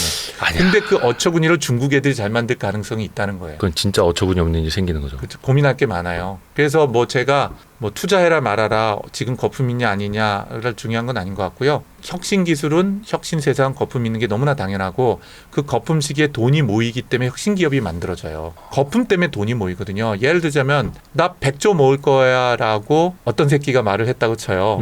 그럼 그 어떤 새끼가 저면은 미친놈 아니야 그럴 텐데 샘 얼트만이면 야 100조가 필요한가 보다. 이렇게 되는 그쵸, 거거든요. 그리고 심지어 지금 100조를 불러내고 나서 지난번에 여기서 했는데 2, 30조를 모으고 있는 거예요. 그리고 모여요, 그 돈이. 그러면은 그 돈 갖고 세상을 바꾸는 게 나오기 시작하는 거죠. 그렇죠. 다시 생각해 보니까 오픈 AI 투자해보는 것도 생각을. 그건 아직 뭐 이제 검토를 해보시는 걸로. 야, 근데 그게 90년대 제프 베이조스가 분명히 그러했고 그런 미치광이 소리를 듣는 사람들이 뭐 일론 머스크를 비롯해서 세상을 바꾸고 있고 지금 그게 이제 샘 알트먼의 시대이고 네. 얼마 전에 보니까 이제 샘 알트먼 오픈 AI 그 CTO라고 해야 되나요? 아 이름 까먹었다. 그 여자분인데 퇴사했다고. 거의 그러면서 지금 공동 창업에 가까웠던 사람은 한 명도 안 남고 다 퇴사했습니다. 그러니까 그래서 이제 비영리 기관이 아니에요. 기업으로 네. 원래는 출발을 했다가 이제는 영리 쪽으로 더 기울고 있고 샘 알트먼이 확실한 우위를 점하고 있고 한데 아 이거는 좀 옆으로 이제 빠지는 이야기이긴 합니다만 약간 걱정이 되기도 하는 거예요. 영리를 목적으로 기술만 앞서 나가다가 진짜 샘 알트먼이 인간의 인류를 대체해버리는 뭔가를 만들어버리지 않을까 겁나는 거죠. 오펜하이머랑 생일이 똑같다 그래가지고. 그거 아세요? 그 친구가 주이시인 거? 아 유대인. 유대인이에요. 네네. 주이시라고 한참 생각했습니다. 유대인이에요. 유대인 애들은 특히 꼴통이 많아요. 오늘 전문용 이거 여기 IT 전문 용어입니다. 예. 그 실제로 아까 말씀드린 우리가 알고 있는 세계적인 꼴통을 뽑아 보면 아까 얘기하신 것처럼 뭐 누구 있었죠 아까? 오펜하이머 유대인이고요. 네. 그 다음에 아인슈타인 유대인이고요. 네네. 샘 얼트만 유대인이고요. 네. 그리고 페이스북 하고 있는 마크 저커버그 유대인이고요. 왜 그런가 모르겠어요. 근데 어쨌든 제가 그래도 국내에서 나름 전문가인데 그 인간을 뛰어넘는 건 쉽지 않아요. 그래서 기대는 않으셨겠지만 제가 그 장포까지 가져왔습니다. 그래요? 뭐 말만 하면 다 나오네. 거의 생성형 이경일. 생성형 이경일. 우리 코너 하나 만들어야겠다. 생성형 이경일. 네. 그런 거를 우리는 AGI라 그래요. 아. 네, Artificial General Intelligence. 그러니까 저 왼쪽에 샘 얼트만 있고 오른쪽에 있네요. 저렇게. 저런가 봐 사람들이 이제 두려워하는 거죠. 이런 걸 우리가 AGI라고 해요. AGI가 Artificial General Intelligence의 약자예요. 저거를 우리말로 뭐라고 하더라? 그냥 일반 인공지능? 일반 인공지능? 네. 예. 원래는 거꾸로죠. 인공 일반지능이라고 보는 게 맞죠. 그러니까 쉽게 말하면 뭐든지 할 수 있는. 그냥 인간 같은 인공지능. 예. 이렇게 보시는 게 맞죠. 그냥 천지를 창조할 수 있는. 아니요. 인간 정도. 그냥 인간 정도? 알겠습니다. 인간 수준. 그래서 이걸 AGI라고 그러는데 네네네. 그래서 제가 한번 생각을 해봤어요. 그럼 인간 수준의 인공지능이 되려면 뭘 해야 되냐. 우리는 모든 사람이 지능을 가지고 있기 때문에 그 지능이 얼마나 위대하고 얼마나 훌륭한지 몰라요. 그래서 인간이 하고 있는 놀라운 지능은 자율적 학습, 개념 일반화, 추론과 이해, 과학적 사고, 문제 해결 능력, 의사소통, 자각, 자의력, 다중인지, 윤리사회성, 무엇보다 중요한 건 반성과 성찰이에요. 예. 오늘 들어가면 대표님 내가 왜 그랬을까? 그치. 그리고 개성 친밀감, 신체 지능. 어이가 아니라 어처구니였는데. 네. 내가 왜 그랬을까? 이 모든 것이 우리가 그냥 단순한 지능, 보고 읽고 답변하는 걸 뛰어넘는 어마어마한 지능들이에요. 그걸 만약에 제가 레벨을 나눠서 이게 대표님 레벨이에요. 휴먼 레벨. 저도 할 수 있는. 네. 그냥 누구나 할 수 있는. 네. 저희 어머니도 할 수 있고 누구나 할 수 있는 누구나 할수 사람이라면. 있고. 그런데 지금 우리 레벨이 어느 정도냐? 요 정도예요. 인공지능이요? 인공지능이. 최고의 인공지능이 할 수 있는 게 요 정도거든요. 근데 그럼 거의 절반 따라온 것도 있네요. 예, 절반 따라온 것도 있어요. 특히 의사소통. 의사소통, 자연언어 처리나 감정지능, 멀티모달이나 다중인지 이런 부분은 많이 쫓아왔어요. 근데 나머지 부분 생각해보세요. 반성성찰 쉽지 않죠. 어쨌든 이 모든 것들에 해당이 되는 게 여기까지 다 뚫고 넘어서야 되거든요. 그래서 저한테 얼마나 걸릴 거냐 그러면 모르겠다예요. 어쩌면 내일일 수도 있고 어쩌면 영원히 안 올 수도 있죠. 그런데 그냥 저 같은 연구자, 전문가, 경영자가 봤을 때는 네. 적어도 저하고 대표님이 이 세상에 없을 때일 것 가능성이 높아 보여서 우린 걱정 안 해야 될 것 같아요. 어떤 막 영화에 나오는 그런 시대. 그렇죠. 뭐 우리가 100년을 더 살지는 않을 거 아니에요. 근데 어쨌든 그런데 그것도 전 모르겠다가 답이기는 합니다. 네. 너무 재밌다. 재밌으셨어요? 너무 재밌어요. 자, 또 무슨 얘기를 할까요? 그 여러 가지 그 AI의 이제 활용 범위도 우리가 다 생각을 하고 있고 네, 어떤 네, AGI가 탄생할 거냐 이제 생각을 하고 있는데 가장 현실적으로 지금 쓰고 있는 거. 뭐 코파일럿도 사실 엄밀히 따지면 뭐 검색일 수도 있겠고. 그렇죠. 챗 GPT도 월 $20 내고 쓰고 있고. 네. 이게 그러면은 기존의 검색 사업자들 특히 막 구글, 네이버 같은 경우에는 엄청나게 이제 위기일 수 있잖아요. 인공지능이 다 찾아주니까. 그렇죠. 특히 뭐 검색 서비스 그 중간중간에 막 광고 집어넣고 네. 뭐 이렇게 했었던 건데. 네, 맞아요. 그 판도가 아예 바뀔 수 있을까요? 바뀔 수밖에 없을까요? 바뀔 수밖에 없죠. 바뀔 수밖에 없는 게 아까 이제 말씀하셨을 때가 천리안 얘기를 하셨거든요. 천리안 하이텔, 나우누리. 하면서 예, 네. 천리안 하이텔 나우누리. 네. 근데 놀라운 게 네이버가 나올 무렵에 우리나라에 뭐 엠파스도 나오고 뭐 등등의 그 당시로 보면 스타트업이었죠. 프리첼, 뭐 엠파스, 프리첼, 많았죠. 엠파스. 예. 근데 놀라운 게 대기업들이 하나씩 다 가지고 있었어요. 맞아요. 네, 예를 들면 LG는 채널아이였고요, 삼성은 유니텔이었고요, 유니텔. SK도 가지고 있었고요, 네. KT가 천리안이었고요. 네네. 근데 다 망했어요. KT가 천리안이었나? 천리안이었어요. 하이텔이었나? 모르겠다. 아무튼. 하이텔 다음에 천리안이었던 것 같아요. 하이텔이 헷갈립니다. 하여튼 네, 옛날 얘기. 다 가지고 있었어요. 예. 대기업은 모두 다 했어요. 예. 다 망했죠. 대기업이 한 것들은. 스타트업인 곧만 살아남았죠. 카카오톡도 똑같아요. 네. 그렇죠. 마찬가지면 통신사들이 전부 다 챗봇 채팅하는 서비스를 만드는데 다 망했습니다. 메시징 서비스. 근데 제가 그 얘기를 왜 뭐 지금 이 순간에 꺼내냐면요. 카니발리즘이라고 하는 게 참 기업들이 극복하기 힘든 문제예요. 카니발리즘이 우리말로는 잠식 효과. 기존 거를 자기 식인. 예, 그렇죠. 자기식 잡아먹는. 자기 자신의 예를 들어서 배고프니까 자기 팔 뜯어먹고 다리 뜯어먹는 거죠. 그 똑같은 현상들이 많았던 거거든요. 그래서 구글의 현재 비즈니스 모델의 50%가 뭐냐? 광고 수익이죠. 그쵸. 광고가 언제 이루어지죠? 검색을 했을 때 뭔가 펼쳐져서 명록이 나오는 거예요. 저희 한번 해볼까요? 여기에서 예를 들면은 검색창을 해서 구글이던 네이버 비즈니스 모델을 본다 그러면 구글에서 검색을 한번 해볼까요? Y 스트릿 이경일 이대호로 한번 해봐야겠다. 그럼 이렇게 검색 결과가 나와요. 네네네. 네, 검색 결과가요. 근데 검색 결과가 지금 막 10페이지까지 있으니까 양이 생각보다 엄청 많네요. 네네네. 그렇죠? 네. 그런데 제가 이걸 해야 되려면 뭐죠? 클릭을 하나씩 다 해봐야 알아요. 예. 네, 문서가 나오면은 클릭을 일일이 다 해봐야 되는데 그 클릭을 해보도록 하는 게 여기 여의옷 선수들의 비밀. 저도 궁금하네요. 그 요거 클릭할 때 광고주로부터 광고비가 빠져나가는 거예요. 이게 구글의 비즈니스 모델이에요. 네이버도 똑같죠. 네네네. 그래서 이걸 우리가 키워드 광고라고 얘기하는데 광고할 때마다 돈이 빠져나가는 거죠. 그래서 답을 한 번에 주면 안 돼요. 구글은 네이버도. 일부러 네, 클릭을 한 해야지 방에 들어오는 게 아니라 여러 사이트들을 보고 거쳐오게끔. 솔트룩스라는 걸 클릭을 하면 솔트룩스 위에 가잖아요. 네. 이거 클릭하면 저희 회사가 네이버에다 돈 줘야 돼요. 그 걸어 놓으신 거예요? 걸어놨어요. 키워드 광고로. 저희 회사 주가 오늘 조금 올라갔네요. 시총이 이게 1999억이 뭡니까? 참고로 저희가 9월 27일 금요일 저녁에 찍고 있습니다. 네, 1억만 더하면 2천억이네요. 근데 여기 보시면 여기 있는 뉴스들 정보들 네. 여기 있는 뭐 잡코리아 이거 잡코리아 이거 다 광고거든요. 광고죠. 이거 클릭하면은 어떻게 되는 거죠? 잡코리아가 돈을 내야 돼요 네이버에다가. 저게 뭐더라? 코스트 퍼 클릭, 뭐 페이퍼 클릭 또는 퍼포먼스 퍼 클릭, 뭐 페이퍼 용어들 많죠. 퍼포먼스 뭐 이런 식으로 되어 있는 게 구글과 네이버의 비즈니스 모델이에요. 그렇죠. 이게 구글 같은 경우 50%, 네이버는 뭐 30% 좀 안 되게 지금은 떨어뜨렸어요. 문제는 기계한테 질문을 해서 대답을 하는 형태로 가면 이 비즈니스 모델 다 버려야 돼요. 그러게요. 여기 내가 클릭을 일일이 하도록 해야 되는데요. 클릭할 필요가 없는 거잖아요. 그래서 지금 뜨고 있는 게 AI 검색이에요. 그렇죠. 그래서 최근에 퍼플렉시티 대표가 한국에 왔을 때 한국에 굉장히 관심이 많았었고요. 전문가들이 퍼플렉시티 지금이라도 투자하면 좋겠는데 그 회사 가치가 벌써 7조 원 이렇게 되네. 그거 상장이 돼 있나요? 안 돼 있어요.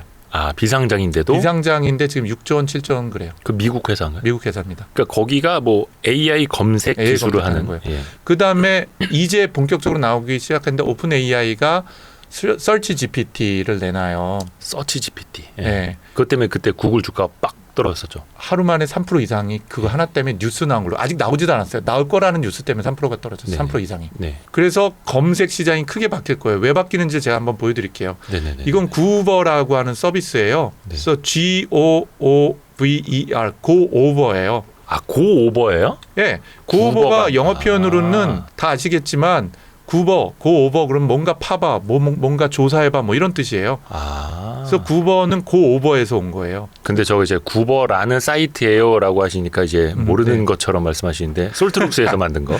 저희라기보다는 솔트룩스의 미국 법인이. 이 회사는 미국 회사예요. 투자를 한 거예요, 아니면 자회사 개념으로? 저희 자회사예요. 근데 이 구버라는 거는 고오버를 하라는 서비스거든요. 잘 나가는 이제 구글하고 네이버를 합친 건 줄 알았네. 다들 그렇게 알더라고요. 네. 구글 플러스 네이버냐? 그래서 아니라고. 영어로 고오버라고 하면은 조사 좀 해봐, 숙제 좀 해봐, 면밀히 좀 확인해봐 이런 뜻입니다. 아하. 누구나 사용을 하는 수거죠. 그래서 여기 고오버 갖고 한번 어떻게 다른지를 보여드릴게요. 네네네네. 이건 퍼플렉시티도 있지만 퍼플렉시티 아예 없는 기능도 있거든요. 예를 들면 아까 얘기했던 걸 똑같은 걸 해볼게요. 네.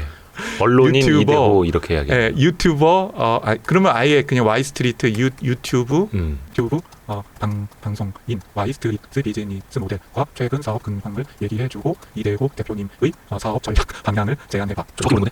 잘하면 솔트룩스 인수하려고 지금 사업 전략 방향을 잡고 있는데 이거.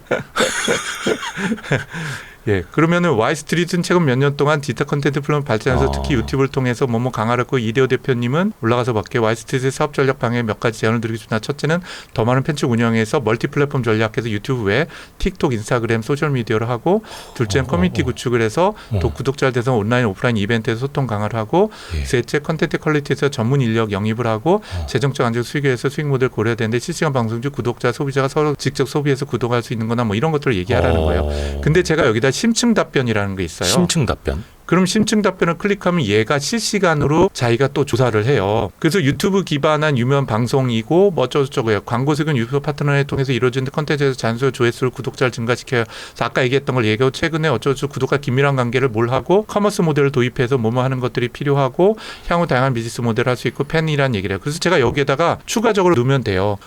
투자자들을 위한 IR 방송 부분을 강화시키고 싶은데 어떤 사업 전략을 추가하면 좋을까? 특히 국내 투자자, 개인 투자자들의 해외 투자 및 상장사 에 대한 있는 방송을 만들고 이를 통해 수익 사업을 얻고 싶은데 라고 이제 넣어보는 거예요. 진짜 제가 궁금해하고 있는 건데. 저도 모르죠. 네. 그럼 이제 방송 컨텐트 다양화를 하기 위한데 서학겜이라는 용어가 나타날 정도니까 네. 그런 채널하고 전문가 패널 구성하고 해외 자산 투자에 대한 교육 프로그램하고 커뮤니티 강화하고 파트너십하고 스폰시 기회가 있는데 제가 심층 답변을 추가적으로 제가 요구를 해볼게요. 계속. 예, 그러면 관련해 가지고서는 심층 분석이나 뭐뭐하고 패널리스트에서 하고 뭐 투자자 교육 프로그램 구축하고 플랫폼 활용하고 커뮤니티 QA 세션 운영을 하고 스폰서십 컨텐츠를 더 구체적으로 만들어요.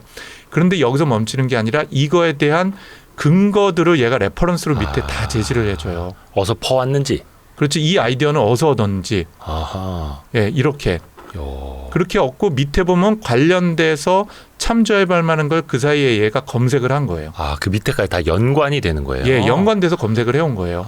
그런데 여기에다가 제가 예를 들면 하나를 더 집어넣을게요. 저도 알 수 없는데 미국 대선 이후의 와이스트릿 성장 전략을 각 대통령 후보에 따라 제시해줘.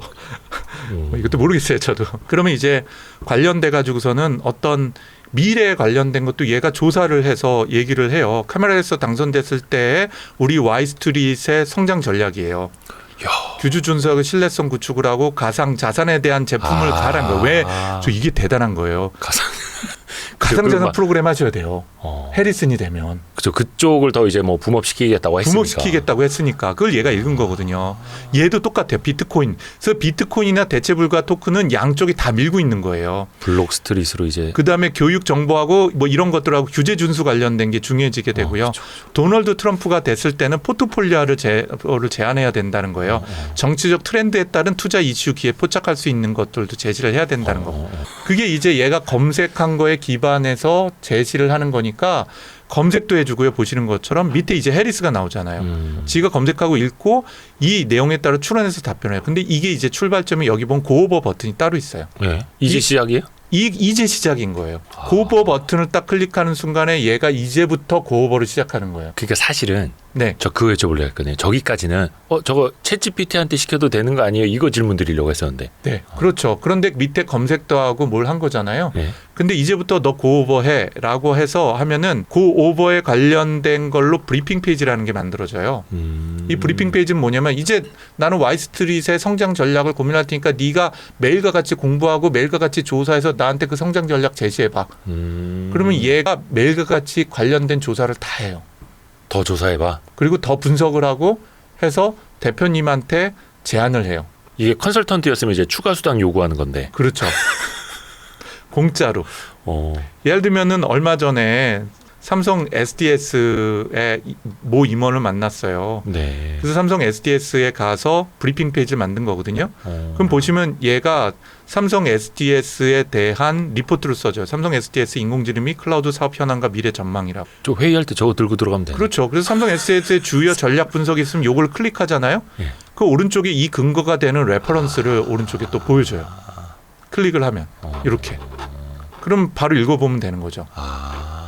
그것뿐만 아니라 검색이 훨씬 더 효율화되는 거네요. 어떻게 보면. 검색을 할 뿐만 아니라 검색된 결과를 나 대신에 클릭해서 다 읽어보고 지가 이해를 해갖고 나한테 내가 원하는 것에 대한 답변도 보여주고 얘가 리포트까지 몽땅 다 써주는 거죠. 거꾸로 된 거네. 그러니까 인간이 하면은 저 한 100개를 검색해보고 그거를 요약을 해서 보고서를 써야 되는데 읽는 게 먼저겠죠. 다 그렇죠, 읽고 그렇죠. 이해하죠. 일단. 그 시간이 어마어마하게 걸리는데. AI니까 지가 다 해버린 거예요. 야. 이렇게 하는데 얼마 걸리냐? 1, 2분이 걸려요.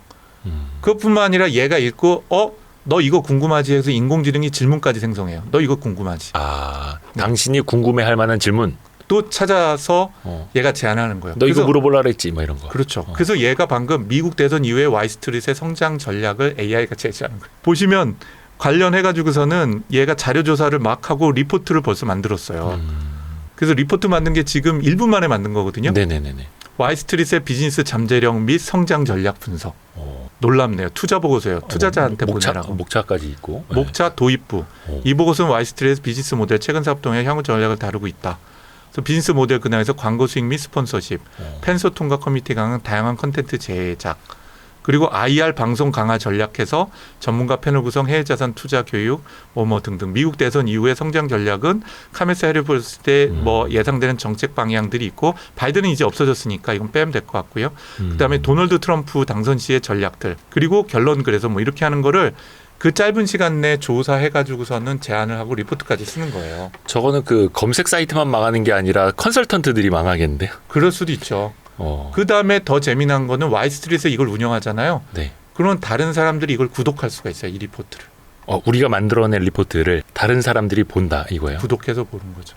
그러고 나서 어느 날 이 와이스트릿에 이 구버 채널이 있어요. 예. 구버 채널이라는 건 뭐냐면 구버의 모든 사용자는 자신만의 인공지능을 하나씩 만들게 되거든요. 개인화된 인공지능이. 그럼 와이스트릿의 인공지능은 투자, 한국 시장, 뭐 예를 들자면은 이런 콘텐츠들을 AI가 학습하고 그 리포트를 매일같이 만들고 그 자료를 조사해서 점점 더 똑똑해져요. 그러면 그 인공지능을 제3자가 그 인공지능한테 물어볼 수도 있고 그 인공지능을 만든 리포트를 구독할 수도 있는 거죠. 여기 이미 있는 게 그게 바로 소셜 브리핑이에요. 소셜 브리핑. 다른 사람들이 만들어 놓은 거. 다른 사람의 인공지능이 만든 거를 전 이분들이 누군지도 몰라요. 근데 그러니까 다른 유저가 인공지능을 통해서 만든 것들. 네. 공유하는 거네요. 그렇죠. 그거를 제가 좋아할 만한 것만 추천해 주는 거예요. 이렇게. 한국의 7월 여행 읽을 거리들처럼. 네, 네. 카카오 AI 기술 발전에 솔트룩스 인수 가능성 이거 없습니다. 저거 솔트룩스 주주분이 하신 거 아닌가? 주주분이 했을 것 같아요. 주목할 만한 주식과 자산들 뭐 이런 것들 이제 분석을 하는 거예요. 세계 아시아 베스트 바이킹 이게 지금 제가 깜짝 놀랐는데 사용자 수가 엄청 늘었거든요. 지금 5만 명이 넘어요. 이거 아직 진짜로요? 베타 서비스인데요. 구독자가. 그런데 저한테 그 5만 명께 다 아니까 제가 좋아할 만한 것만 추천해줘요. 저 수많은 사람들이 만들어내고 있는 그 리포트 중에서 네. 본인의 그 관심사를 알고. 예를 들자면 여기 보시면 전체 리포트가 436개가 있는데 이거는 AI가 저만을 위해서 2달 동안 만들어준 리포트가 430개예요.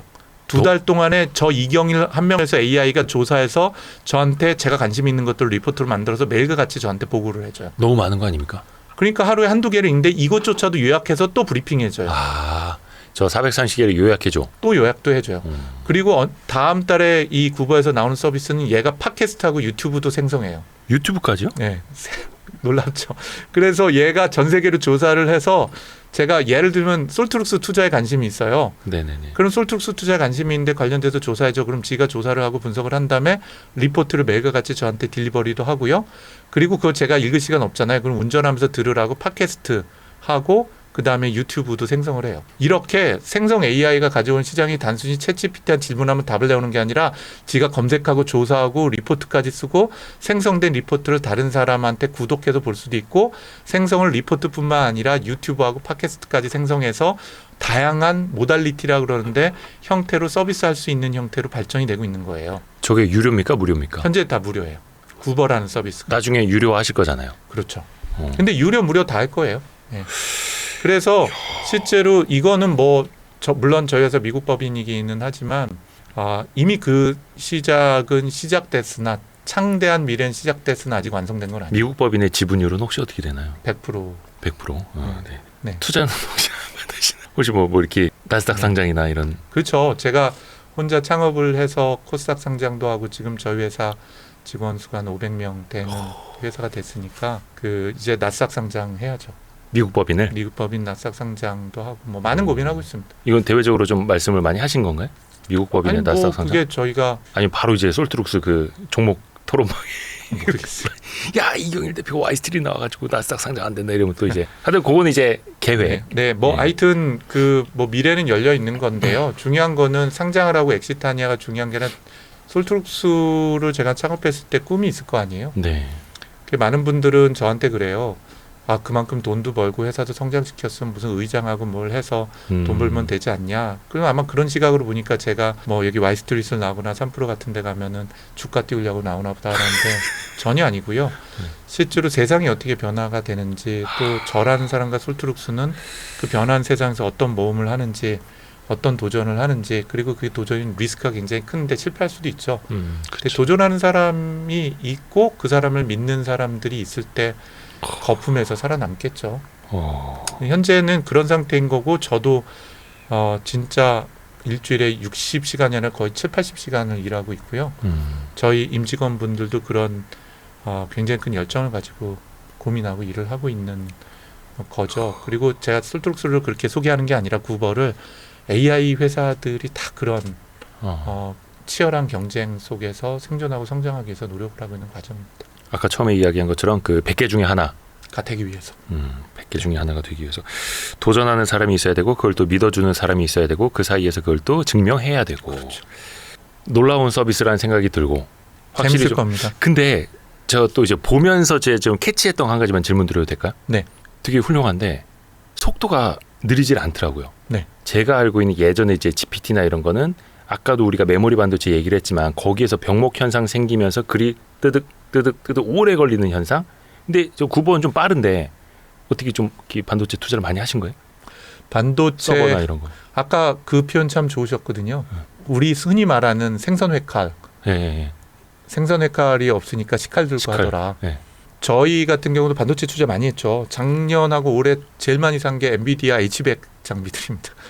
솔트룩스가 재무 건전성이 굉장히 좋아요. 네. 저희가 아까 말씀드린 것처럼 전체 현금이나 현금화할 수 있는 자산이 한 4,500억 되니까 부채는 저희 없습니다. 그런데 저희가 제일 많이 투자하고 작년하고 재작년에 2년 적자를 냈잖아요. R&D 투자를 쏟아부었을 뿐만 아니라 장비 투자 어마어마하게 했습니다. H100 장비 아마 우리처럼 많이 산 데가 대한민국에 많지는 않을 거예요. 그런데 이제 투자 몇 대 사는지 여쭤봐도 돼요? 저희가 H100만 80장 거의 100장 됩니다. 네. 그거 외에도 H100만 갖고는 학습용 말고도 출원용이 필요하니까 출원용 장비 또 많이 있거든요. 아, 출원용도 별도로 있죠. 근데 이제 관련해서 제가 드리려고 하는 얘기는 단순히 LLM만 갖고는 라지 랭귀지 모델만 갖고는 이런 서비스가 불가능해요. 그 제가 말씀드리면 현재 솔트룩스가 대한민국 검색 엔진 마켓시어 1위 회사예요. 많은 분들이 모르는데 예? 검색 엔진 하면 우리 네이버만 생각하잖아요. 그렇죠. 근데 정부 사이트 가면 검색을 해야 되잖아요. 예. 그다음에 우리 쿠팡 가면 검색하시잖아요. 그쵸. 쇼핑몰들. 아. 이런 데들에게 검색 엔진을 소프트웨어로 공급하는 회사가 솔트룩스예요. 그래서 지난 20년 동안에 대한민국의 검색 엔진 마켓시어 1위가 솔트룩스입니다. 저희하고 저희 자회사인 다이캐스를 합치면 국내 마켓시어의 35%를 해요. 그게 포털에서 검색되는 것보다 훨씬 더 많은 거예요? 많죠. 그러니까 예를 들면 우리나라 웬만한 기업에 가면 다 그룹웨어 있고 다 지식관리 시스템이 있고 뭐 이런 것들 있잖아요. 여기에는 저희 회사 게 10개 중에서 3, 4개가 들어가 있다고 보시면 되고요. 쇼핑몰은 10개 중에 7개가 저희 회사의 제품이 들어가 있어요. 우리가 흔히 검색이라고 하면 구글 네이버에 뭐 쳐보는 거 이걸 이제 검색이라고 생각을 하는데 그 해당 사이트 안에 들어가서 검색하는 것도 다 검색으로 봐야 하니까. 네, 그럼요. 야. 근데 그거는 그럼 구글 네이버가 제공하니 아니잖아요. 저희 같은 회사가 여태까지 제공해왔던 거예요. 그 누적되어 있는 기술이 그렇게 쉽지가 않아요. 그리고 지금 여기 들어가 있는 또 기술은 클라우드 기술이라고 해서 사용자가 10,000명, 30,000명, 50,000명 있다 갑자기 100만 명을 확 늘어나도 스스로 지가 지능적으로 확장을 하는 기술이 들어가 있어요. 이런 기술도 사실은 축적된 기술이나 경험 없으면 단기적으로 하기 굉장히 어려운 기술들이죠. 그래서 이런 기술들이 축적이 됐기 때문에 아까 보시는 것처럼 굉장히 빠른 느낌과 함께 발전할 수가 있는 거죠. 그리고 이 안에는 메이븐 LLM이라는 게 들어있어요. 메이븐은 이제 전문가라는 뜻이거든요. 네. 그 전문가 LLM은 뭐냐면 LLM 하나가 있는 게 아니라 4-5개가 협력하면서 돌아가요. 그러니까 초거대 인공지능이. 네. 네. 그래서 굉장히 빠른 속도와 함께 빠른 경쟁력을 만들어내고 있는 거죠. 그래서 저희가 이게 2주 후에는 프리뷰 버전이 나오는데 그 사람들 거의 기절하실 거예요. 예를 들면 여기에 리포트 만들어낸 것들이거든요. 네네네. 그러면은 뭐 AI가 만든 리포트가 너무나 훌륭해요. 아까 15시간 전에 엔비디아 AI 반도체 시장 리포트가 하나 나온 게 있네요. 저것도 이제 딴 사람이 요 구벌을 이용해서 만든 거. 그렇죠. 누가 만든지 요 위에 아마 유저명이 있을 거예요. 네. 그럼 보면 엔비디아에 관련된 시가총액 분석해서 상승 배경은 뭐고 글로벌 기업 순위에서 위치는 어떻게 되고 최근 분기 실적 요약을 해주고 투자자 반응에 대한 주가 변동 요인과 투자 반응 향후 주가 전망 글로벌 AI 반도체 시장에서 영향은 어떻고 뭐 이런 거예요. 근데 더 놀라운 건 한국어보다 영어가 훨씬 훌륭해요. 이게 미국을 타겟한 서비스거든요. 한국어도 나오지만. 데이터도 미국 그 영어가 더 많고. 훨씬 많고요. 그래서 어쨌든 이런 완전히 한 번도 봐보지 못한 서비스가 시작이 되고 그건 단순히 솔트룩스나 구버만이 아니라 전 세계에서 시작이 되고 있다는 거죠. 약간 요건 격가지 질문인데 네. 아직까지 그 챗 GPT 4.0 옴니도 좀 부정확한 내용들이 있고 할루시네이션이 좀 있지 않습니까? 저희도 있죠. 그렇기 때문에 근거를 제시하는 거예요. 예를 들면 여기 보면 한국 주요 산업 동향 및 부동산 시장 전망이 있거든요. 예. 그럼 오른쪽에 이렇게 보여줘요. 이렇게 읽다가 야 서울 아파트 실수요자 분석한 거 근거 뭐야? 이걸 딱 클릭을 해요. 그럼 오른쪽에 근거를 했던 게 이렇게 보여주는 거죠. 네. 그러니까 내가 최대한 읽어가지고서는 문서도 쓰고 답변을 할 텐데 혹시 이것도 읽어봐라고 하는 거죠. 근데 그거 아세요? 사람도 할루시네이션이 있어요. 그렇죠. 저 맞아요. 그래서 제 아내한테 맨날 혼나요. 제가 A라고 말했는데 나중에 B라고 말하는 거죠. 헷갈릴 때 있어요. 헷갈리는 게 아니라 저는 100% 그렇게 얘기했다고 믿는데 잘 생각해보면 얘기 안 했대요. 제가 한 번은 직원한테 막 화를 낸 적이 있어요. 내가 이거 해달라고 그랬잖아요. 왜 안 해요? 한 10년 전인데 저 무시하세요? 라고 했어요. 근데 그 사장님 얘기 안 하셨는데요. 그래서 왜요? 내가 어저께 얘기했잖아. 근데 가만히 돌아 생각해보니까 제가 머리 쓰고만 생각하고 얘기를 안 했더래요. 이런 경우가 너무 많아요. 그래서 최근에 그 급발진 사례도 있지만 네, 네. 인간의 뇌를 믿어서는 안 된다 그런 얘기 많이 하잖아요. 그래서 이 인공지능도 인간보다 뭐 뛰어나다 이런 것보다는 인공지능하고 인간하고 같은 문제인데 문제는 보시는 이런 기술을 RAG라 그래요. RAG라고도 발음하는데 RAG의 약자는 Retrieval Augmented Generation이에요. 우리말로 하면 검색 증강 생성 기법이에요. 우리말도 어려운데요. 네. 근데 그래도 알잖아요. 검색을 해서 뭔가 자신의 능력을 증강시키고 생성을 하는 거니까. 그래서 헐루시네이션이 확 줄여요. 그러니까 거짓말하는 게. 뭔가 이제 본 걸 바탕으로 해서 그걸 이제 증강을 해서 생성을 하는 거니까. 그래서 이거를 제가 설명할 때는 이렇게 얘기해요. 기존의 챗GPT는 뭐냐? 클로스드 북 시험을 보는 거예요. 밤새 연락 공부를 해가지고서는 외워갖고 딱 들어가서 시험 문제 딱 나오니까 답을 막 쓰는 거예요. 그러니까 이건 거 같고 긴 것도 같고 하는 거예요. 일단 쓰고 보는 거죠. 그게 챗GPT예요. 예. 그러면 지금 구버 같은 서비스는 뭐냐? 오픈북 시험을 보는 거예요. 딱 일단은 외워서 들어갔어요. 얘도 학습을 하거든요. 딱 들어갔는데 선생님이 갑자기 야 오늘은 오픈북이야. 심지어는 인터넷 검색하고 휴대폰 다 써도 돼. 그렇게 해서 딱 보고 나면은 찾아서 이제 내가 뭐 한 거를 해소를 하잖아요. 근데 거기서 더 고오버를 하는 거죠. 어허. 그 차이가 핵심이네요. 그렇죠. 네.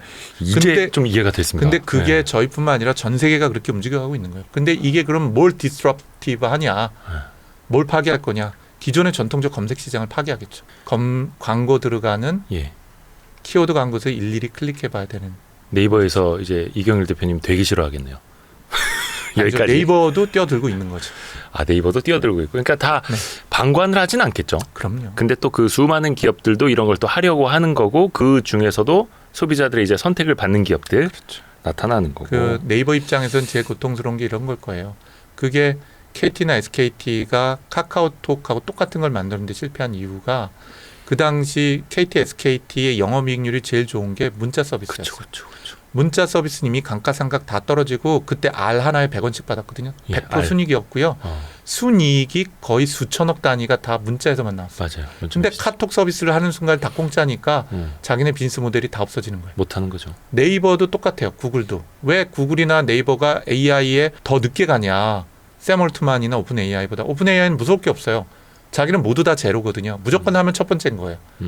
소송하면 돼요. 스타트업이니까. 근데 네이버나 구글은 못하는 거예요. 그거를 강력하게 밀어붙이는 순간에 광고 매출이 쭉쭉 떨어지거든요. 그게 최대 수익률을 내고 있는데 참 어려운 숙제. 그래서 아까도 이야기를 했지만 이제 진짜 미치광이가 나와야 되는 거고. 미치광이가 나와야 야 수천억 일단 포기해.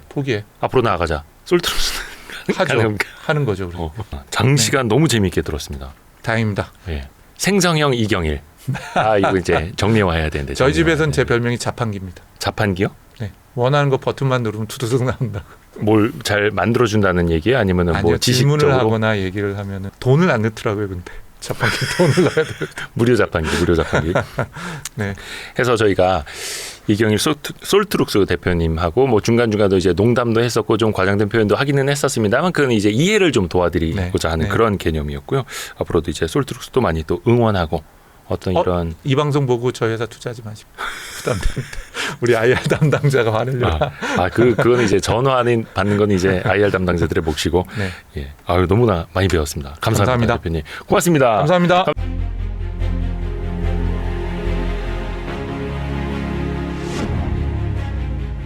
대표적인 성장주인 제약바이오가 잘 되려면 금리 인하기에 도입하는 신윤이라도 해야 된다라고 저는 생각을 했었어요. 근데 그때 한 번 더 뛸 수 있는 게 제약바이오라고 저는 생각을 하고요.